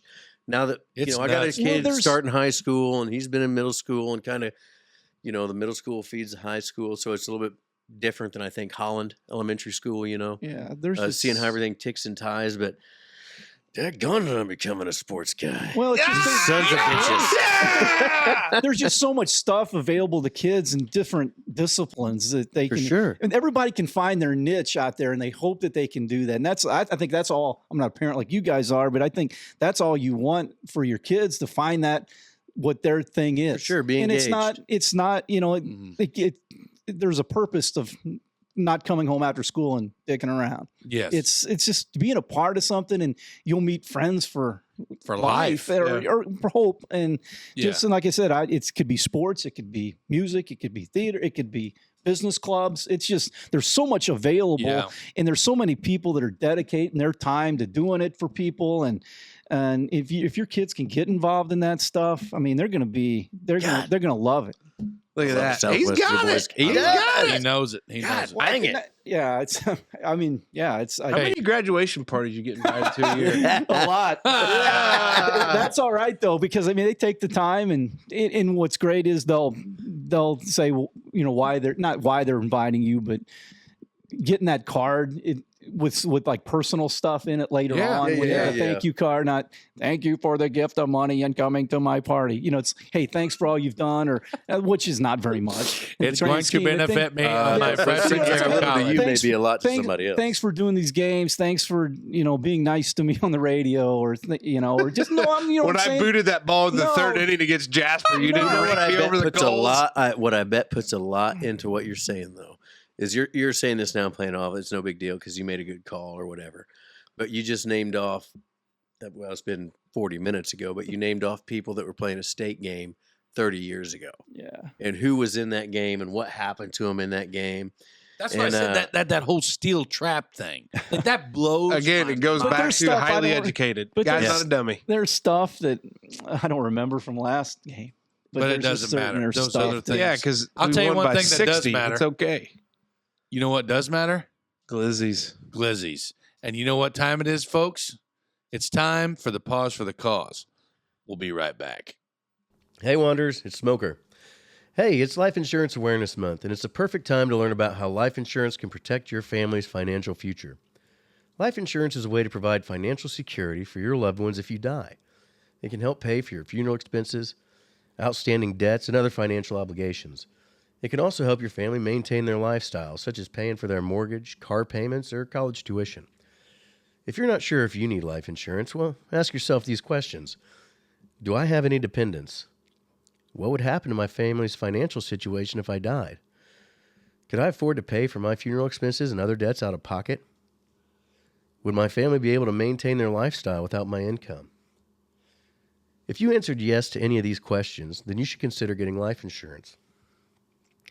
There are many different types of life insurance policies available, so it's important to find someone to help you pick the policy that suits you best. With that being said, here are a few words from someone who is happy to help you figure it all out. Hello, Wonders. This is Chad Blessinger down in Holland, Indiana. You can come see me at Blessinger Insurance. We're going to talk about some life insurance. September is Life Insurance Awareness Month, and it'd be a good opportunity to come see me. That way we can talk about some things and see what your needs are. So you can call me at 812-536-3548, or you can just come see me right in downtown Holland, Indiana, right beside the fire station. Hey, and we're back. Hey, what a he's still here. He's still here. So we figured he'd be yawning and sleeping because it was early morning. Early No morning. way. Hey, that's 7:30 sports is early. 7:30 sports. How much homework do you got to do before that? A little bit. For sure. Okay. Except when it's July and there's nothing going on. But it's No. September. NFL started. I know that's a big NFL Big rules everything. as we all Hell know. yeah. Hey, College football. you know who That doesn't too. rule anything anymore? Stupid Aaron Who's that? Rodgers with his Aaron broken ass Rodgers. Achilles tendon. If you're a Man. Jets, I'm a Packers fan from way back, and that guy can eat. like dude. Bart Starback. No, Reggie White. Reggie Oh, White Reggie back White. in the Art day. Stallback? No, Bart Starr was the quarterback for the Green Bay Rogers Stallback. Roger Proud Staubach. He's member just of the like, Naval I'm not even Academy. a sports guy. Oh, The Cowboys. God. Roger Staubach was the Cowboys Number quarterback, 12. and then Bart Starr? Yes, Packers. Yeah, that's what I was trying to get Oh, to. you know, old Art Stallback. Oh, shut the hell up. We're into hour Emmett 2. Favre was out there really throwing the pigskin. Oh, Aaron Hey, Rodgers. Tell me a little bit more about Art. Well, I'm going to tell you about hour 2. Fellas, it's football season. With football season, it's time to eat wings and delicious other foods that go hand in hand with football. Hour 2 is brought to you by our friends at Catering by Meyer. Those fellas know what foods pair exceptionally well with football. Whether you're hosting at home or at the field or on the road, tailgating, give them a call today to supply all your tailgating catering needs. Trust us, we're big fans of glizzies, but damn, we're even bigger fans of hot wings. Catering by Meyer can make all your football tailgate one for the ages. What can make your football? I added an extra word. I've been drinking. There it is. Catering by Meyer can make your football tailgate one for the ages. I thought it was the rose-colored glasses. Curdy, what do you think? What do you think? It was good. It was good. I've been noticing that on. Their wings will leave you speechless with They're a dirty good, man. face and hands. They are. Have you had wings from Catering by Yes, Meyer? I have. Oh. I think I've had everything by God. the boys It down is- there. It is delicious. Bubba and Jared Feltner, like the first time during COVID, I know we've talked about this before, but the first time during COVID when they did those, hey, meet me at the event center, $10 meal Oh, that box. was genius. Oh my gosh. And they came out with those wings. I said, hey, did you go to Morpholess and like buy out the Hooters sauce? And he was like, no way, dude. We spun that up ourselves. And I'm like, well, you nailed it. Yeah, And they are good. yeah, they do a Leave great the job. cooking to the fellas at Catering by Meyer. You're welcome. Call them today for your next tailgate. I'm sorry I couldn't not finish it in my OCD. Thanks, buddy. Yeah, I know. We get it. So, All right. Curdy G's a big fan of the show. So now we're going to transition back into the normal show. traditional normal Yeah, show. this is just TWD 147. Yeah, thanks for hanging in for that first hour of Hour and change. Hey, and Hour and change, I'm yeah. going to go ahead and implore y'all. Let us know how you think that went. We've traditionally done in depth with the Dutchman, as and a it was its separate own show. show. And we will do those. There's going to be times Yeah, I it happens. can't beat Blonde Brush. oh, that's a good one. That was a really good one. And Yeah. of course, Chase. Yeah. Well, That's a you know, part we of got a all runner of in them. the stable. Well, we got 2 runners in the stable now. Yeah, that's right. Mm. Yeah, We're big middle school Southridge cross country fans. yeah, Hell yeah. Big You- fans of it. yeah. And I then started running. Anyway. That day I felt like I'd go for a little run. Stop it. But anyway, But you yeah, did get let us nuggets know. Yeah, let after us know those. what you think of this Let us because know how you think. this format works really well with schedules.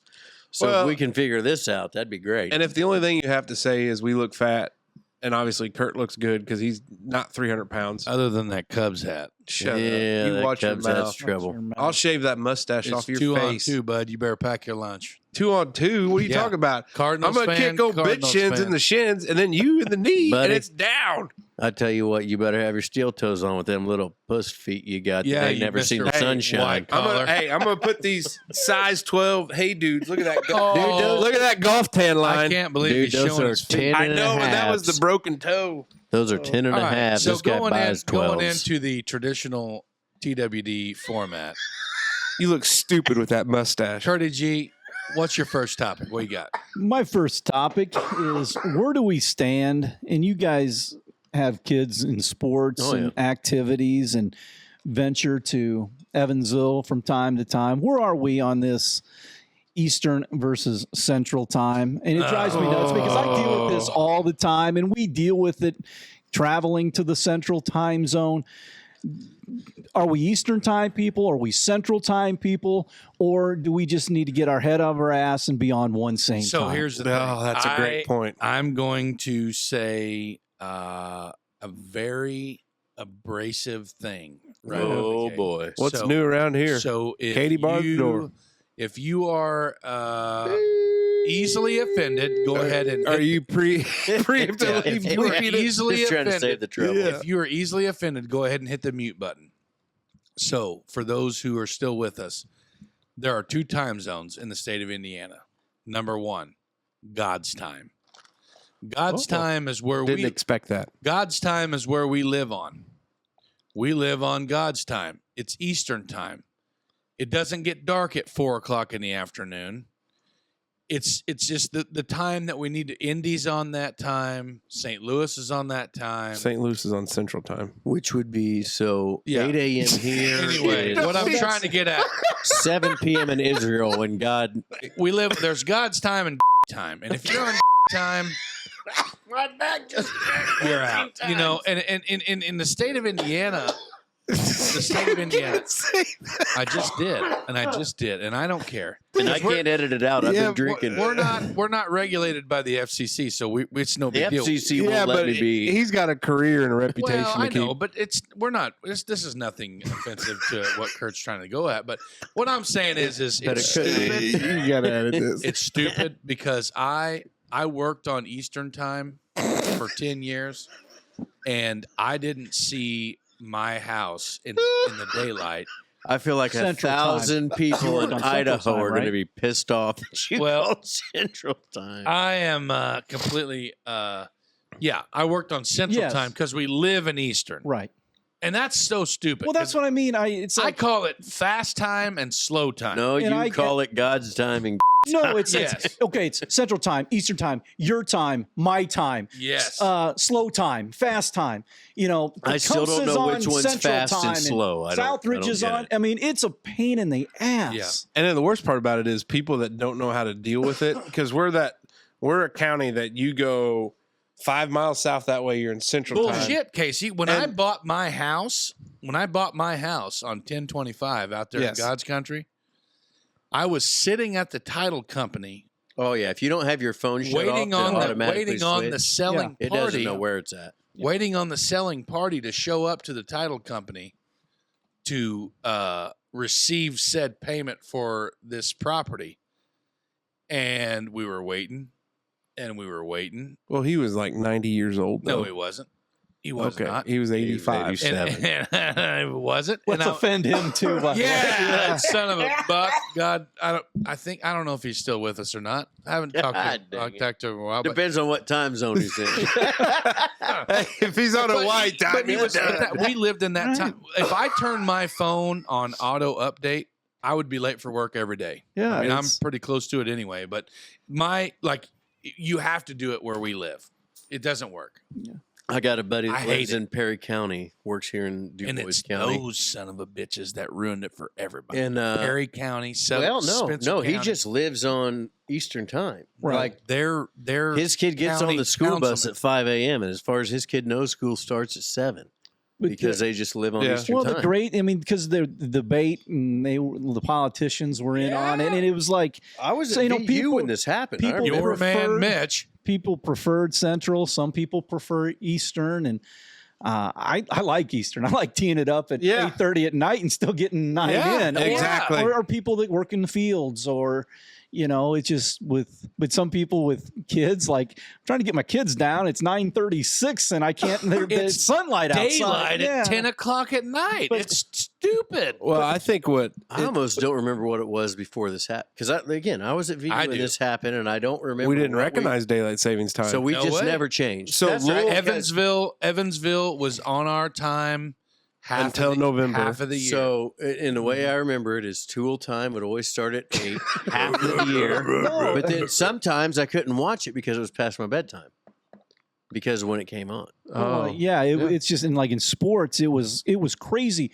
Back in the day, they called it splitting the time. We'd play a Central Time team, and the damn basketball game would tip at 8:30. Yeah. So that means 8:40. Done. Now we just it's 7:30. We back it up to 8 Eastern, 7 their time. But it's a pain in the butt for them. That's a 5:30 JV start. Yes. It said Tecumseh. I mean, Yes. that's tough for parents or whatever. yeah, you can't Oh, I've asked 95% this guy a time to get couple off times work. about things like But again, it's like, Yeah.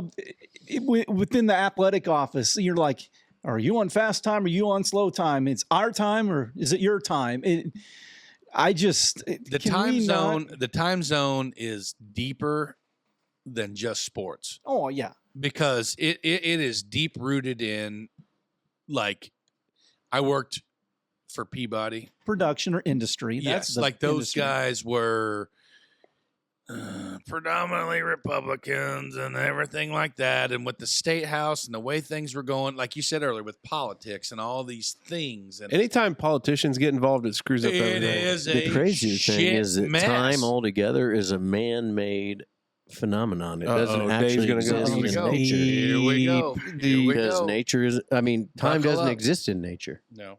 But It's I just something we I made. was thinking about the other day because, again, I got in a confusing thing with a start time or something. And I was Purdy like, G, we that's a- could get in lots of confusing things if you and well, I just. that's a, I'm not going to call games with you, but maybe I'll sit there like a backpack, just waiting. yeah, that'd be awesome. Just think if there was aliens. Yeah. Weird stuff Hey, like Southridge football's up 45. What do you got to say, Dave? What's your stance on aliens? that. Yeah. UFOs. Where you stand on Sasquatch. Yeah. Who do you But think no, I really just- killed JFK? When you were talking about a topic, I said that's on my mind today because that No, that's a big can one, we man. not No. can we not get on the same? It's so freaking dumb. Page? Why for us to be on East? We are on. Where do we live on? Eastern. Okay, so we're on Eastern, and I still Same as the most eastern point of Maine. Yes, I struggle with that because I've always been Late. a slow time, fast time guy. See, And and I don't know which one's which. When you say fast time, slow time. We live on fast time. which is Eastern, I guess. Yes, Yeah. because slow time is always like Evansville will always be an hour behind us. Okay. That's why, like when I worked on that time, I didn't have to leave for I work.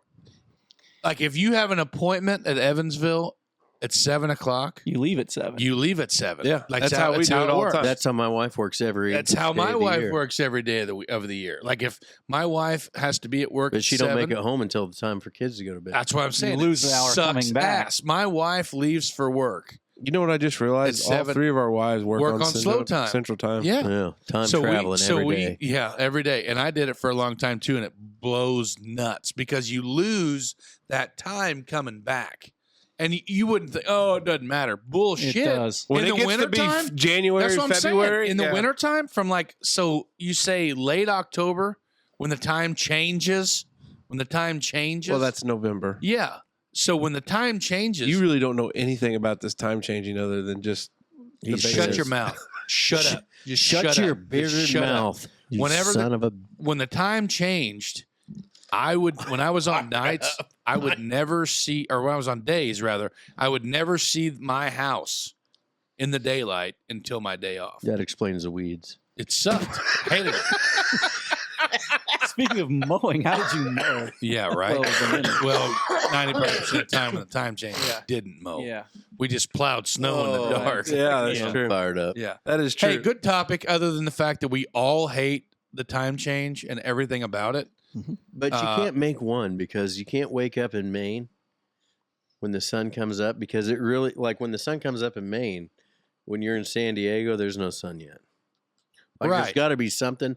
But I feel like there's something better than the three different options. When the sun comes up in Maine, it's still dark here. I'm just going to throw it out there. Why do we care about Maine or San Diego? We're talking about crossing the interstate and it being a different time. Well, what you're talking away. about is how do we regulate a national standard when there's so many different options? You use the geographical boundaries that this good God-given country gives us. Because Maine wakes up with the sun, and 4 hours later, San Diego's getting it. And if you want to really get into it, you got Hawaii down there. Oh, God. They just probably they absolutely count because they represent one star on that flag. Right okay, there. Well, so when you look at all those stars, There we got to go, find Dave. a time that suits everybody. And So I don't know what that time you can is do it. Hawaii on?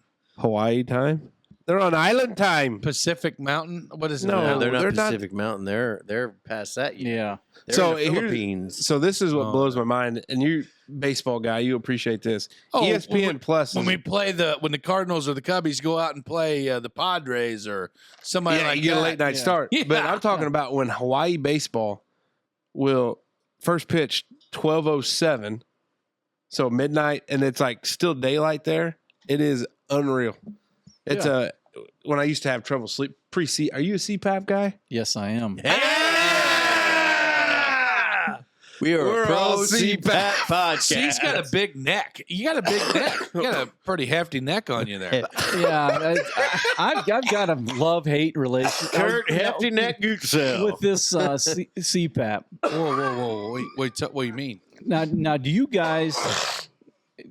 put that on and you sleep all the way through the night? Oh, No. God, yes. Yeah. See, everybody says, when you do this, you'll sleep through the night, you'll wake Game up over. refreshed. I can tell I'm sleeping better, but I do wake up, but I fall right back to sleep. yeah.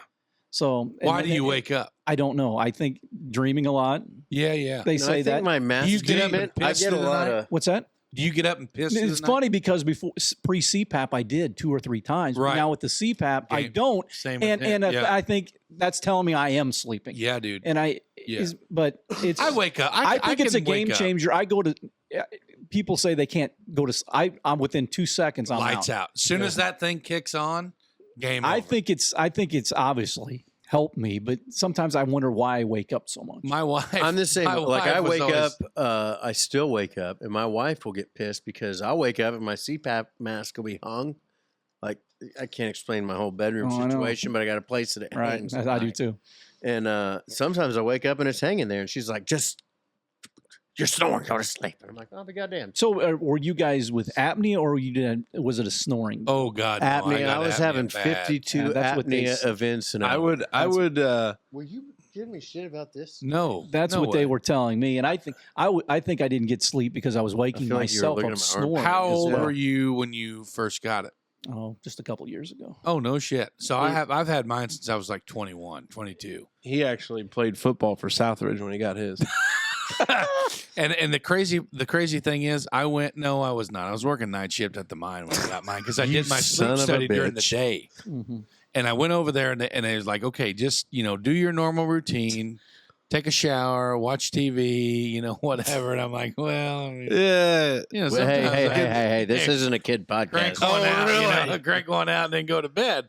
Well, turns out there's There like we go. lights and cameras Well, and that's the thing. How in the world are you wires. gonna- I didn't. Well, I'm saying whatever, but No, not that.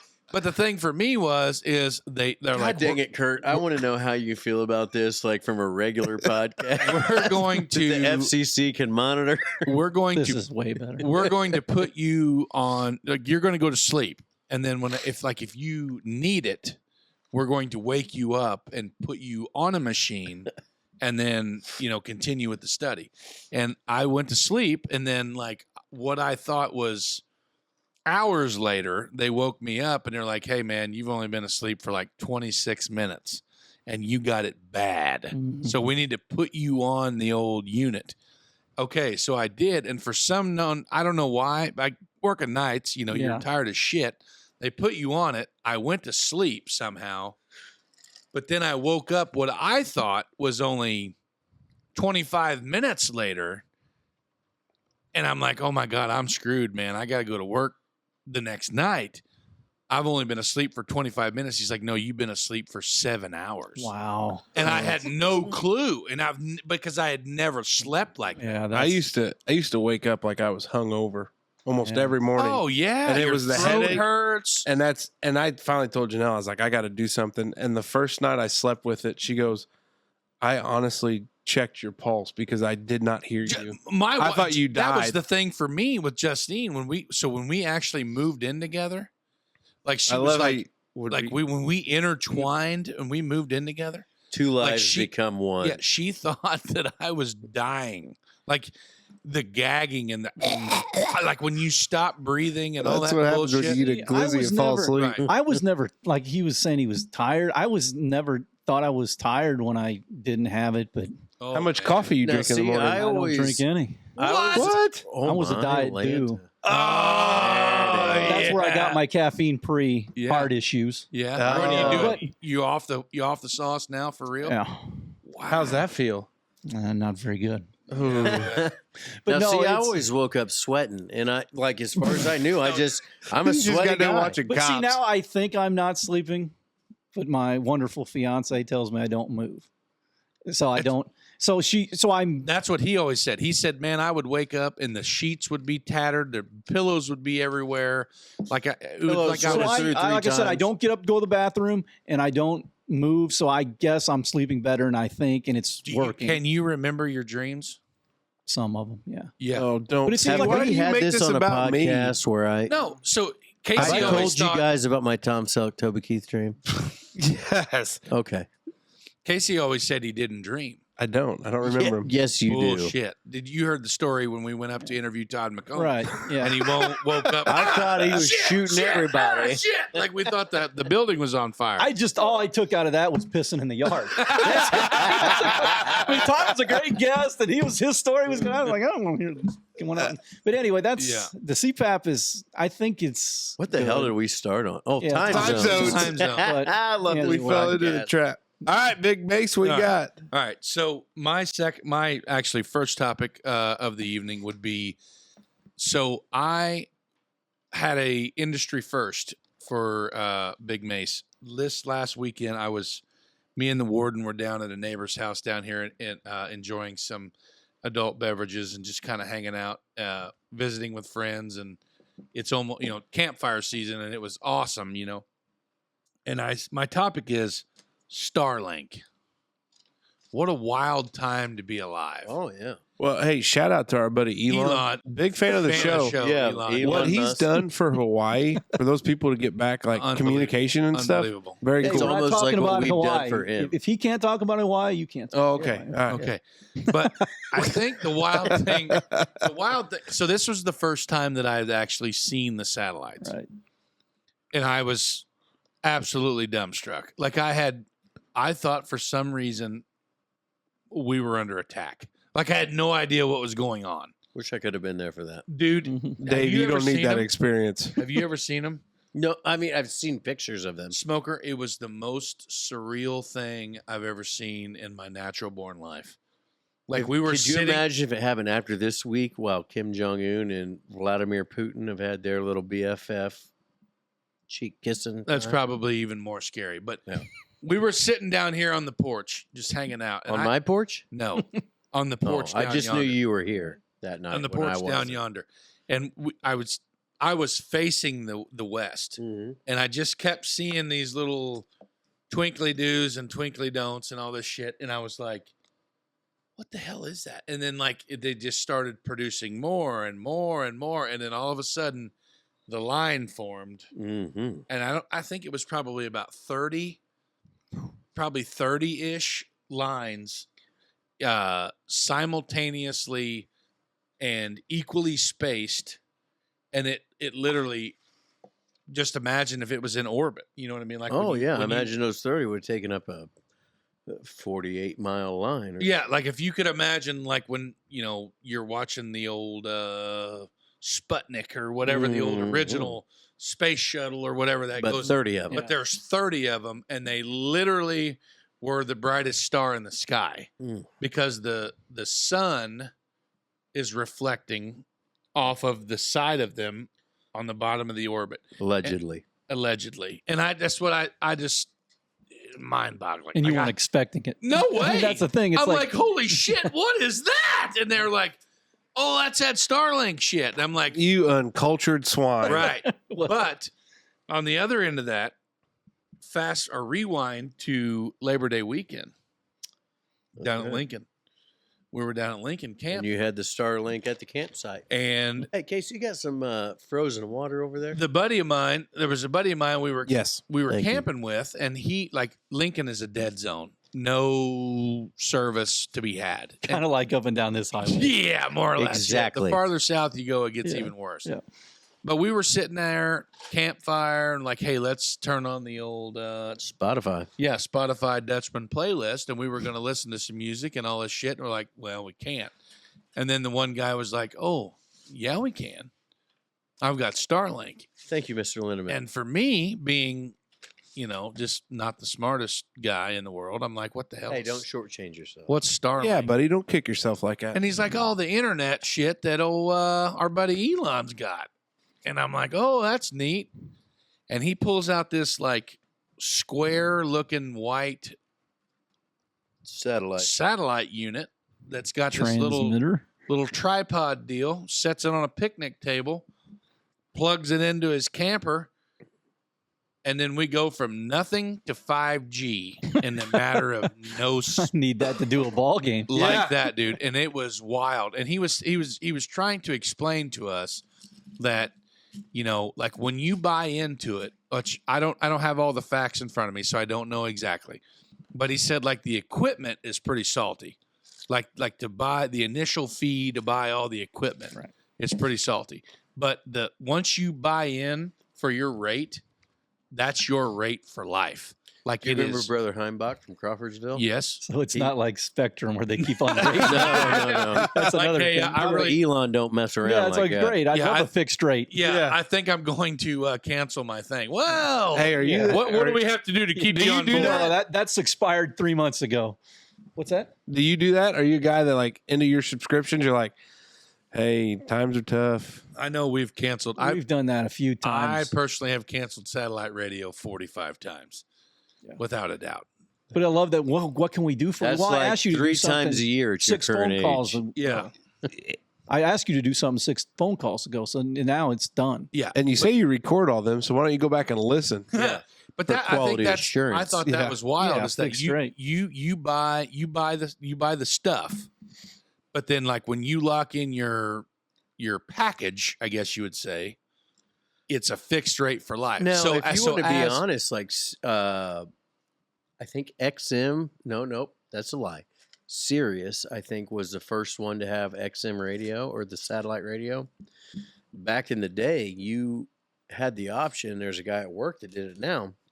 I think he paid $1,500. for a yearly thing or a No, lifetime? back for a lifetime. So back when it first started, he bought his head unit, and it was probably $700. Right. And he paid $1,500 and probably split it out over 10 years. But he paid this lifetime once up fee, kind of like a hunting license in Indiana back in the day. And so he's got satellite radio the rest of his days. They're and it's losing probably, They're losing money for sure. with that one guy for sure. Mhm. Yeah. But that's the thing. Every time, like when you call satellite dish network, well, sorry, it's $87 a month. Well, that satellite's been up there since 1992. Damn near as long as I've been alive. It's pushed out more, UFC fights and Do you remember the big Skinamax films. Do you remember the big satellite dishes everybody had? Oh, yeah. Hey, your Hell neighbor, yeah. your guys' neighbors, the Burgesons. Remember that? Ferguson's? Ferguson's. Remember that big bastard? Ferguson's. remember when people used to paint them like smiley faces? Yeah, they had a big bastard Just to like, make it right in look their front good. yard. Yeah, we had And I had had one too. buddies that would go out and mess with people's dishes. You could put Move put like aluminum foil around a very key component, and they couldn't get crap. Just they would mess with them. As What big the as those shit? things, as big as those things were, just one little component, and they would just mess. Anyway, those things were huge. They You were- couldn't mow around them. You couldn't do anything. No way, nightmare. Think about how far things have came to that That's what point, I'm saying. yeah. I think that's the wild part about it was I can remember as a kid, I always spent the night at my buddy Ian Reinhardt, another baseball standout for Southridge. Yep. We would go down and we would hang out, and it was like, hey, his mom or her dad like would always be like, hey, there's a meteor shower coming. We were like, no shit. And they're like, yeah, just check it out. And it's like, we would go out, set the tent up, watch, shooting star after shooting star. And now you have literally satellites in formation that are visible by the naked eye, orbiting the night sky. And that's like all these people that I were hanging out with down there, like, holy shit, and I was like, hey, welcome to 2023, folks. It's weird. You can only imagine what the future holds. I remember being a young fella and riding around the back of the truck or whatever, and like a shooting star was something that was special to see. But Make a wish. But it happened. Like you would, not regularly, but you would see a shooting star. Curdy G, I'm real sorry. You got to sit through this. They do this sometimes. I'm well aware of it. I love it. He does listen to the show, Dave. Yes. But I remember Weston asked me about shooting stars. Like, oh, you actually seen one? I'm like, yeah. And I don't think it's probably that they're happening any less. Just nobody's looking up anymore. And it's really kind of Light pollution. It Because all is, these man. people. It's a bummer. Come on out to 1025, baby. It's beautiful. You out ain't on got none of 1025. that. Yeah, no, And it's I'm great. getting ready to close that pool up. That's the best shooting star looking you ever do if you just float on your back in the pool with Oh, Yeah, we're just a cold drink. And glad you didn't drown here yeah. year two. No, but that was, I was wondering about that. Like, I just, like who the hell's topic are we on? it I was thought mine. The Starlink. Starlink. Starlink with Elon and that whole thing. And like him, like how many, We got tangential. I don't know the facts because I don't have them really in front of me. Surprise, surprise. Shoot from the hip, baby. My buddy Ricky Clem would always be like, what's your sources? And I'm like, well, I don't know. Just whatever I read on the internet. But he's launching. Dandelion route to solve all the problems. Yeah. He's launching satellites. It's not daily. your buddy is. No. Our buddy, Elon. Our buddy Elon. He's launching. Did you know it? I think I've talked about this. If I wanted to go in my backyard right now and make a rocket ship out of 55-gallon drums boy. and Oh, boy, tannerite, Dave. Has to be a weather balloon. cannot launch a rocket into orbit because of daggone governmental regulations when I own this property. Over 500 feet, you don't own your property? And them crazy sons of bitches think they can tell me, like, I can't put something into orbit, whether I want to or not. That's what I'm saying. Oh, Davey According to Google, it says that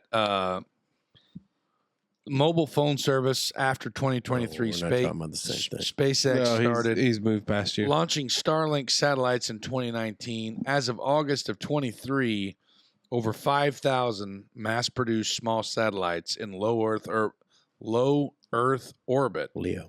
LEO, yeah, which communicate with designated ground transceivers. What I don't understand Elon is Musk do could those. put a car up there, but I can't put like. Yeah, a get hard over it. drive up there. He's a billionaire. I'm David A. Smoker. Yeah, we get Of it. the Wandering Dutchmen. Alan, David Allen. Nobody cares. I do. My question is what when those satellites are they big enough where when they come down they're gonna like this is gonna be an issue? no, I don't. Nobody think so. counts that because he's got enough money. It don't matter. My satellite would burn up before it got here. Oh, okay. Yeah. Well, that's- Elon's? Probably not. That's because he's a genius. All right, Casey, what you got? Well, It better be good. I had a. It better be good. It's falling off the rails, Dave. So I don't know if it matters at this point. I'm I'm the cause of it. That's all right. just Well, we're glad here you could for witness it firsthand, so it's real. This is not produced. I had a situation where I was almost ran down Oh, boy. like a stray dog. Oh, God. Not on the mean streets of Huntingburg or Holland. French Lick? No. We were Evansville. Oh. But I wasn't on the streets of Evansville. I was in a freaking Meyer grocery store. Wow. Clearance aisle. And some lady, Blue light special. Kmart, That's Kmart. right? Yeah. Yeah.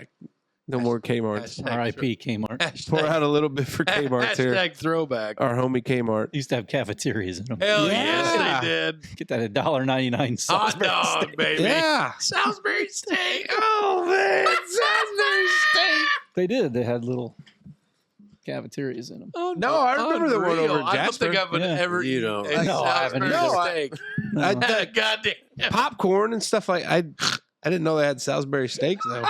No, they That's run like bullshit. newspaper ads with the stuff in them. With the Oh yeah. Wait, is that legit or are you yanking or chain? no, it's the truth. Oh, look that up.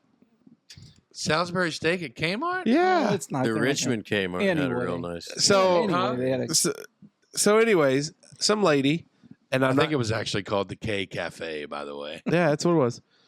Sounds right. Salisbury steak. This is amazing. I love it. So some lady, and I'm not saying it because women drivers are bad. I'm just saying it was a woman. Whoa. I'm just identifying the situation. Came around the corner a little hot, and Coming by a in little hot. hot, like I almost got ran over. Yeah. And she beeped the horn and continued on down the old pasta aisle. And I stood there and I was like, first off, it was scary because this lady probably rolled in on a big Cadillac Yukon boat where she shouldn't be driving that anyways. But should we really start asking for these large chains that do the motorized grocery carts to maybe do like a driver's training test? No, Or- because this is boy. America, and I'll stick to that. Don't you dare, David Allen This Smoker. is America, and if you're drunk, high on oxygen, and Wait. morbidly obese, as long as you can fit your fat ass behind the paddles of that little buggy at the Meyer, He's on. Here we then go. you. There it is. There it is. That's the first one of the show. Not bad. So Not bad. for me, I actually have driven one of these units before. Last Could you week. see the driving pedals? Last week, no. When I had my knee surgeries, I blew my leg. Hell out. yeah. Had one of them. Had to go to the Probably Sam. all hopped up on Percocet. Yeah, Sam. So you were operating under the influence. for sure. Yeah. But you know what? It's America, and kiss my ass. You can do it. He That's had not a what the grocery laws say. shop. I don't know, man. So the thing for me would be, there should be maybe a slight vetting process because you don't want Nope. anybody to get I'm hurt. like Don King for drivers of carts. Kiss my ass. If you can stand and keep your eyes open, you drive that buggy. Yeah, well, I don't understand. Wait, what does he have to do with driving a cart? Well, it's kind of like the NAACP. Don Mhm. King was a boxing promoter. Yeah. Yeah. And everybody's So trying what to does hate that on people for having concussions. Oh. And you guys are trying to hate on people for not being able to keep their eyes open to drive the buggy. Kiss my ass. You got to the buggy, you drive the buggy. That's a real safety hazard, though. Yeah. What if it was a Don't young- give a shit. What if it That's was? part of what you signed up for when you walked into the store. I don't buy that one bit. Mm. If Wild Bill became a hood ornament on one of those motorized baskets, you'd be the complete opposite You know right what? now. Wild Bill should have been watching his step in that fruit box aisle. Have you ever had any close calls with a motorized cart? no, I haven't, but the regular carts people still drive. That's what I'm saying. Put your card Operate up, the- lazy bones. Well, that and just inside the store, they're It's unreal. even just people not paying attention, turning the corner with just a regular shopping cart. Oh man. Just get to the right. God, we should whatever. get Curdy G to call like a normal person, Like it would be like thing. like a Walmart like 500. the Walmart cart. 500. There's a whole nother topic about not returning your Yeah. thing to the Well, corral. yeah, well, and this You could guy- probably hit Curdy it. We G, you're dip- coming back for another episode so we can do it live. We- He Yeah. might not be Oh, allowed to come back after this. We've dipped our toes in those waters a couple times, but Yeah. I had we a real also issue know where with this Casey stands. on the motorized carts. You're putting your cart up. No, put your card up, lazy bones. Yeah, I put my cart up. I always put my I had a cart up. problem with the guy that makes it a big deal. Yeah, the cart narcs. Yeah. Yeah. Are you familiar with the cart narcs? No. That's Oh, good. God. Okay. Don't it's a- want to be. You need to Yeah. check it out. You It's don't want to funny. be. No. I You think the wouldn't need- motorized carts are. I mean, he does a public service. I think the motorized carts are a service that needs to be there. Like it needs to happen because there's handicapped or whatever you call it, the non-walking folk that need to shop for their stuff. You know, so I think If they made it that far, then let them make it the rest. That's right. Mhm. Yeah. Okay. That's where I stand. Wrap it up. I'm just kind of surprised by this. Why? Well, you go What'd ahead you and be think? surprised because I am pro. Get your happy ass out of the house. You push the paddles, and everybody else can get the hell out the road. What? Now, sometimes the Unbelievable. paddles are. That's what you're talking about. The go. Yeah. Because they don't have pedals. They don't have pedals. They got can't use their paddles. feet. Yeah, we know that. Yeah. Yeah. No, I I'm shocked by this. Yeah, be shocked. Right. Pretty wild. Well, that's what it is. Wild. That's fine. Be shocked. All right, Smoke, what you got? Okay. Now it's going to get real weird. All right. Are we going to talk about Helen Keller? Or are you going to let that one No, ride too? No. that's going to just keep going. Kurt, where do you stand on Helen Keller? Well, he don't even have poor Curdy G don't even have a reference on that yet. We'll talk about that after the show. Mine is I that think he's probably got a pretty good idea based on the show. I'm pretty sure nobody knows what we're talking about. I bet you'd be surprised. We'll send out a questionnaire. Okay. Have you ever accidentally Googled something awful? Yep. And I'll tell you mine. No. Yeah. Probably 9. What a Nope. banger. I've been here 10 years, so probably 13 years ago. I had my good buddy C-Mac driving back to Richmond to Poor get this Kurt golf just cart. can't wait for this to get over. Probably not. He's doing great. And me and my buddy C-Mac, we go back to my hometown. We pick up this golf cart that nobody was using. We say hi to my mom and my stepdad, and we go on our merry way. And we're taking Highway 40 back because the trailer we were using probably didn't need to be on the interstate. And we left early enough in the morning that we stopped probably 10:30, 11 in Plainfield, neck of the woods. Yeah. Almost too late for breakfast, but not quite early enough for lunch. So we lucked out to be able to have breakfast. And we're having our conversation there, just bullshitting, chewing the fat, at this restaurant like Mama Pearl's. Was it a Cracker Barrel? No, it was like a mom and pop shop. mom and pop shop. Oh, for okay. sure. Gotcha. And, there's this sweet little lady had her grandkids behind us and everything. And I get talking about Ernest P. Worrell, which You know what I mean, Vern? birth name was Jim Varney. You know what I mean, Big Vern? fan of the guy. When I was a small little baby, he came to Richmond, Indiana to the movie theater. And there's a Polaroid picture floating around of him holding me and, making a... Get out of here. No, I swear to God. Jim Varney? Yeah, he was at Richmond. You dirty And dog. so I've always been a huge Jim Varney fan. And me and my old buddy C-Mac are talking about Jim Varney. And we get talking about his dog. And I'm like, yeah, his Rim dog. shot. Okay, that's good. You remember that. Sorry. And I'm like, his dog, what was his name? And we're arguing about his name. And C-Mac says, something like Tater. I'm like, no, it wasn't Tater. It was Rim Job, Oh, no. Rim job. So then as I'm sitting there, I'm like, that's it. He's like, yeah, that's it. And I'm like, oh, shit. Because I had a dog. We, the family here, had a little, what I called a Cheagle. He was a Chihuahua Beagle. Oh, boy. White with Cheagle. Tan colors. I was like, Can you see a Cheagle running in the AKC this November? At the Westminster. I Yeah, said, Dash Westminster. looked just like Rim Job the dog. And he was like, no, he didn't. I'm like, yes. Dash and Rim Job were the same dog. I was like, you just hold on. So I Googled up Rim Job the dog. And I'm here to tell you, folks, you don't want to Google Rim Job the dog. His name was Rim Shot. Rim shot. Yeah. Rim Shot the dog. And Dash, Smoker, my dog, look very much alike. But Rim Job the dog. Look, nothing there.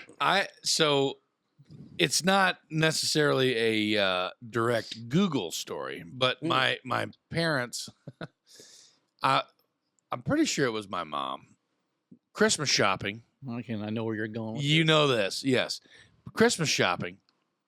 And my brother was a tennis shoe freak. Oh, sneakerhead. Yes, my brother, Cody Masoner, was a sneakerhead. Like he had all kinds of crazy ass shoes, like the original Nike Shocks. He had like Jordans. He had all kinds of like the latest shoes when he was in high school. And he had asked for these specific pair of shoes, and Shoe Carnival didn't have them. Academy really wasn't a thing yet, and like all these other things. So my mom, you know where I'm going. Yeah. God bless her soul. She went to Dicks.com. She went to Dix.com to look for my brother, my baby man. brother, a pair of tennis shoes for his Christmas gift, and boy, was she! She was Turns shocked, out it's huh? Dick's Sporting Goods. You got to throw that old Sporting Goods on the end of it. How have they not thrown out the money to buy that? That domain name. I don't know. Because man. whoever owns that is Has a a good old sense of boy humor. like us. It's a He's good old like, boy like us, fooling people like my mom for the rest of the Poor Linda Masoner, just trying to buy her baby boy a pair of shoes. Good I night. could think of a lot of things that you wouldn't want to Google, and it wouldn't make any sense. But like I don't even know if I wanted to say them. You know, Yeah, because you probably. I mean, that people might. Yeah. yeah, I don't want them. I don't want people to like look them up. You know what I mean? Because we're not that kind of podcast. But like the kind of circle that I run in, you know, some of the guys that I used to work with at the mine, they're like, "Hey, you should look this up," and I'm like, "No, no way." Is, And they're like, no, check it out. And I'm like, nah. okay, I guess, you know, and then I do it and I'm like, God dang it. Like I knew I shouldn't have looked that up. But When this happened, I was teaching over there at VUJC, and I got Yeah, talking he about was a this somehow. And halfway through, I'm like, I don't know why I'm telling you people this, and they're like, No, you got to finish, Mr. Smoker, and I'm like, No, I don't got to finish anything. It took like a week and a Mr. half. Smoker. Isn't that And, wild? and I was like, okay. Professor And Smoker. then Yeah. it was Professor Smoker, and then I said it, and this kid in the back just turned red as that Solo cup, and I'm like, I told you not to Google it. But, yeah, it was. I don't some have people aren't any. meant to be instructors. I don't have a close call. I on do. Google I searches. don't- I have seven. Yeah. I don't. And that's not fine. me. I'm not surprised with you. It's kind of, Not a bad way, but those fingers. I mean, on that small little, typing in there on there, I'm not surprised by it. yeah. It, you know, And the way your brain works, because it's kind of like a blue collar workout. Right. In case he doesn't have to Google because he's just smart. yeah. Don't let me hang. Yeah, don't leave him hanging. I wish he would have left you hanging. Yeah, that would have been a little bit funnier. But yeah, I haven't accidentally Googled them, but I've been coerced into Googling things. Like when I Googled that, I knew his name was Rim Job. Rim shot. No. No. I Googled Rim Job.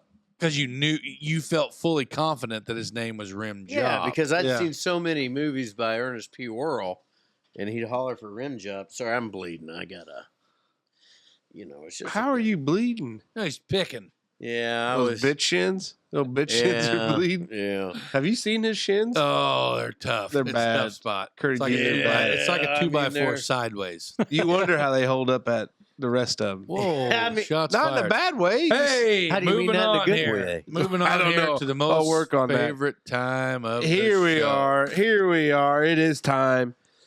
Welcome to the Merkley and Sons Choice Cut Questions of the Week for the Fellas, sponsored by Merkley and Sons. Curdy G. Yep. It's the ultimate destination for us meat enthusiasts. We need to stage an intervention, fellas. Our buddies at Merkley and Sons keep giving away the farm each week with their specials. Posted on their Facebook page and routinely shared by us, each Sunday there is a new list of specials. The week of August 27th, or the week of August 20th, There you Smoke, go. you want to know what they did? Tell me. Seasoned patties, pit ham, boneless pork loin, just to name a few. Hey, Big Mace, Go ahead. the week of the 27th, guess me. what they did? Tell me. You sure you want to know? Uh-huh. I don't think you want to know. Tell me. Biergarten bratwurst, skinless hot dogs, round ham, and one of your favorites in the Masoner household, fajita flavored chicken breast strips. Oh, my. Curdy G, Yes, sir. on the 28th, guess what they were posting about? Merkley burgers. They're beef and pork bundles. They're just giving it away in bulk now. There is with the Unreal. bundles again. Well, Unreal. And we look at the update for the week of September 11th for the 16th. Looking at it right now, guess what? Smoked pork chops, ground beef, snack sticks. Who doesn't like snack sticks? Country style ribs, smoked wieners, boneless pork loin, smoked bologna, all bologna. They're just giving it away. Just giving it away. Listen, We think the boys are making a mistake by giving away their products at such a discount. But who are we to stop them from sharing their delicious products at such a discount? Wait, my eyes jumped on there. It's delicious products with all of you. Follow them on Facebook and check them out. Their sales ad is great every week. You Merkley's guy? Or am I a Merkley's guy? I just want to make sure. If you're not, get out of Is here. Du Bois County Lubbock sports teams? If you've done 33 years of high school baseball, How many Merkley burgers have you eaten in my career? Oh, my God. What do you think the number is? Oh, my God. I think I counted one year. It was like into the hundreds. That'd be. In one season. Yes. And like COVID in 2020 or whenever it was 2020, right? Yeah. Yeah. I posted one Friday night. It's like, I'm a baseball person and I miss Merkley's burgers. Oh, Merkley burgers. yeah. If you know, you know. Yeah. You know. We had them for dinner today, like before I came.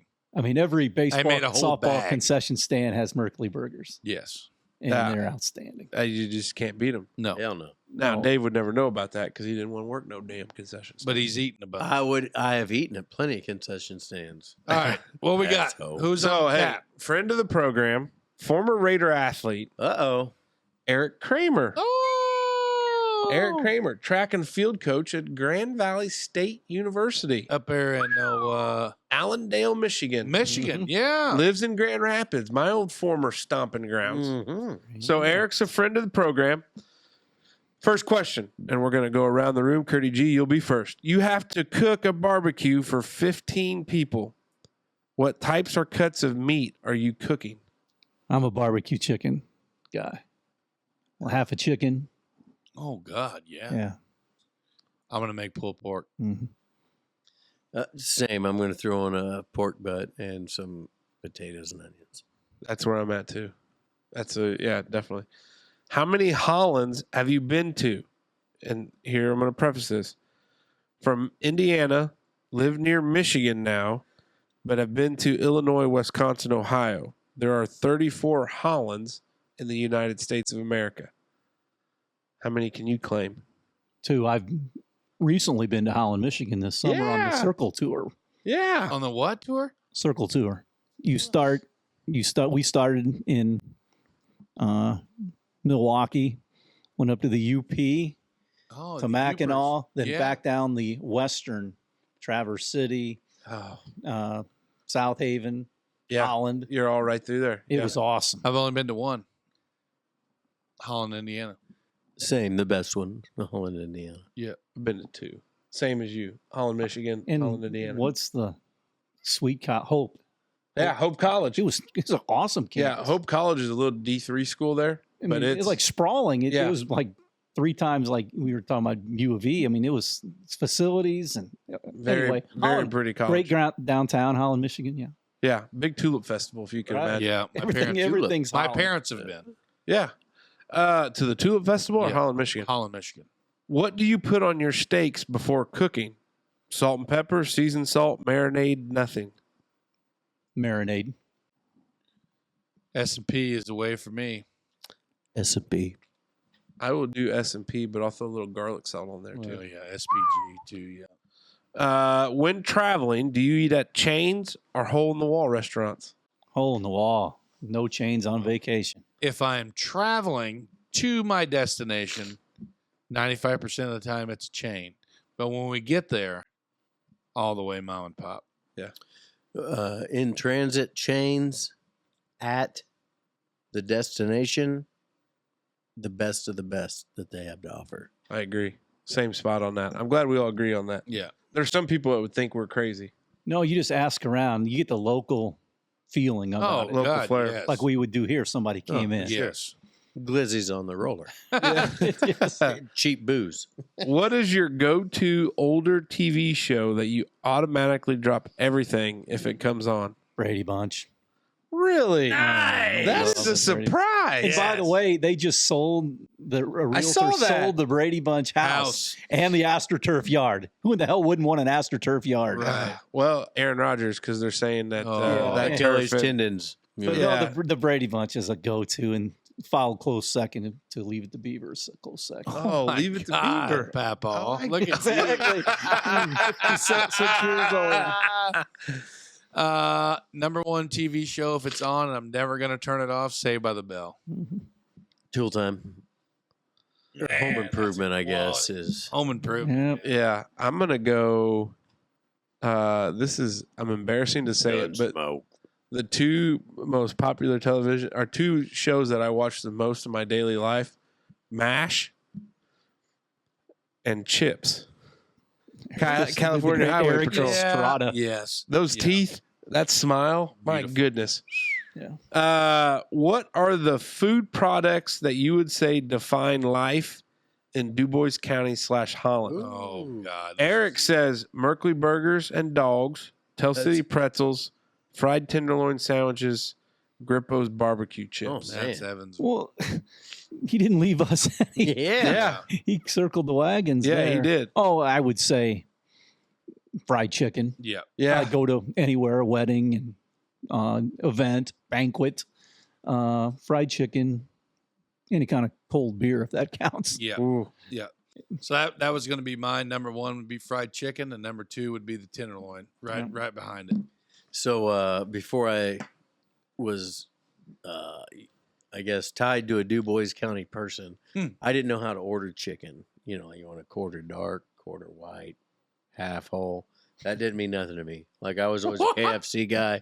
It's like a 20-piece bucket, you know. Or the said buffet in past episodes, yes. But no. So definitely the fried chicken down here, Okay, and then you get into German potatoes. Oh, German fries. German fries. Okay, That's German fries. There you go. And better known as fried potatoes. Too. Amen. Yeah. We had them folks. last night. Yeah. and that's got to be the top two. Everything like I've not been disappointed in DuBois County at all. It's opened my eyes, but I'd say the fried chicken and German fries. Gaslight pizza. Mm. I think pizza in general. Yeah. I think this. Everybody has their own pizza. Every place Yeah. has a great pizza. I've never had a bad one. The first, If you do, the you're out of first business. time I Right. ever You better came be to good. DuBois County, my wife was in a wedding, and she was like, "Oh, I'm sorry, I got to go do this rehearsal dinner." So I met her parents the first weekend I was down here. We went to the Calumet. Yeah. And I'm going to tell you what, that was the best pizza I ever had, and I got shit boxed. That's when I knew she was the one. Because She's a keeper, boy. her dad didn't boot me to the corner back to Brazil when he met me. Brazil. I would say pizza, and then like the liver gizzards, and hearts. Yeah. I think there's a lot of people that think you're crazy if No you eat way. those. I could eat a 5-gallon Oh, bucket gizzards. of Love 'em. chicken hearts, man. Or any entrail They that rolled comes out of you the fry corner. 'em They up rolled there, good. hearts out of the Builders Association to Strassenfest. They were sold out by like Thursday night. Yeah. They had no more for Friday and for Saturday. sure. I mean, that's what That's tells happening. you. It's Yeah. yeah. And here's the final one: deer jerky. When that season comes upon and everybody is hunting and all that other stuff, I think you find a lot of people that deer jerky. or deer meat in general. People Yeah, give it's it like to a you. and you trading. never It's turn like it down. it's like a trading card. Like a barter. Yeah. It's like a barter. trading card. It's Yeah. like a That's what I would say. Eric, thanks for the questions. big Awesome. ones. Good. We appreciate the support to Bradley and John Boy. Dan, we appreciate you guys, Merkley and Sons, for being on. We'll interview you eventually. We'll get to We'll it. make it happen. We'll when we figure got it out. 7 hours. You know, yeah, that is true. But Curdy G, unfortunately, our time has come to an end. This but- has been awesome. Don't But- be. Go ahead. No, No, say it. I don't know. No, you say it. I don't It's know not in even my your heart. place to say. It's I not don't his know in place. my heart. Go ahead. Go ahead. Don't be sad that it's over. Just be happy It happened. that it happened. Or glad. Just be glad that it happened. Okay. So Hey, Okay. don't judge him. You Yeah, told he him to was say going it. for it. that's not even my ad read, but I got to memorize. Shit, he said it. Hey, Smoke. Yeah. Mowing season's still here. Yours is looking a little shaggy. It's shaggy as shit. We just can't seem to get rid of the mowing season. Just when we think it's dry enough where the grass won't grow, we get rain. But mowing season is almost over because fall is right around the corner, and it's time to start planning our falls. Whether you are looking for a late mowing season equipment improvement, buying a side-by-side to help with your fall choring, and cleanup, or you want to add some equipment for your Kubota tractor, our friends over at Hopf Outdoor Power, they've got it. The Last Pass, which is where we're at, has been proudly sponsored by Hopf Outdoor Power for quite some time, and we love sending wanderers their way. Curdy G, you might be surprised by this, but I think we've actually been responsible for some sales over there at Hopf Outdoor Power. We know at least of a few. Non-related to us too, by the way. I'm just going to say that. Yeah, not family. Yeah, not family. So anyways, it's time to start planning your fall and your fall outdoor equipment needs. But unfortunately, Big Mace, they don't sell flannel shirts. No, they don't. Not yet, but maybe soon. Curdy G, we'll start with you, buddy. Final thoughts. Just be nice to people. Just show some courtesy. We're too quick to jump down somebody's throat. We don't know what they might have going on. And it's just be nice to people and realize that there's people dealing with some stuff. And just the golden rule. Yeah, Here. just Here. just hang with them and be a bright spot of their life if you could. Nice. God That's dang. good. Setting the tone. 33 years on the microphone, public figure, tri-state treasure, Community staple. community staple. Raider Nation liaison. Yes. Just dropping it like it's hot. And I just love that call when it gets to basketball season and some guy hits a 3 in transition. Good. You know it. That's probably one of my So favorite. going back to you, I think you were, before I rudely interrupted you, going back, you were kind of bucking, trying to get in the booth. Is that where Yeah. you were heading? Yeah, I want to do. He wants to call a baseball. I want to do color on a baseball game forever. Like I've always wanted to do. It's my dream job. If I don't know if I'd go work for ESPN right now, but if Marquee, I wouldn't either. If Marquee Network called me, and Boog wanted me on the side with him, like hey, just to fill in, I'd be there in a heartbeat. Of course you would. It'd be Yeah. awesome. Yeah. Hey, we're not going to pay you, and I'm like, that's fine. That's fine. Janelle can figure it out.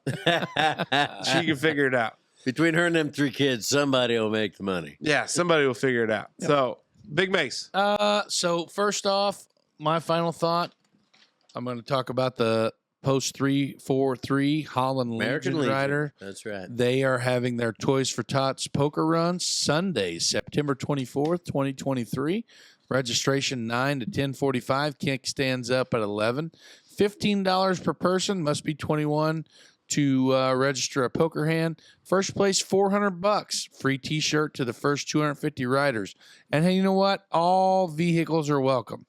Toys for Tots. It's a awesome organization.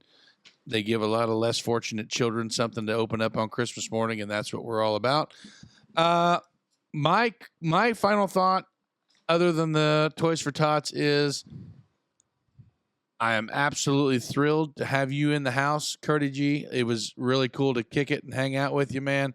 Your voice on the radio will live the test of time. I think it is a automatic recognition of Raiders sports when you hear your voice, whether it's baseball, basketball, or football, anything that you call girls basketball, all of it.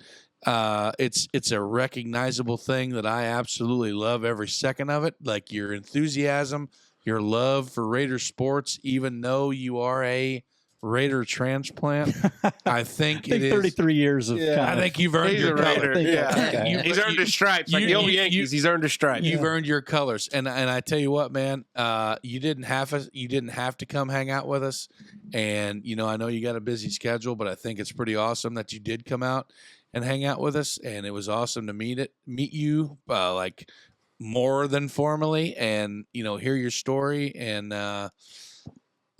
welcome to the show, dude. I'm super happy for you. Well, I appreciate it. And I love you guys. I've been a fan since the first episode. I love just local conversation and talking about what everybody else in this area is talking about. Awesome. I mean, there's national outlets that we can all go to, and I feel the same way with my content. It what people want to hear around here, and you guys do it and have a few laughs along the way, more than a few, and it's awesome. And whatever happens, don't change. Love it. Appreciate your don't words. change, and Appreciate your words.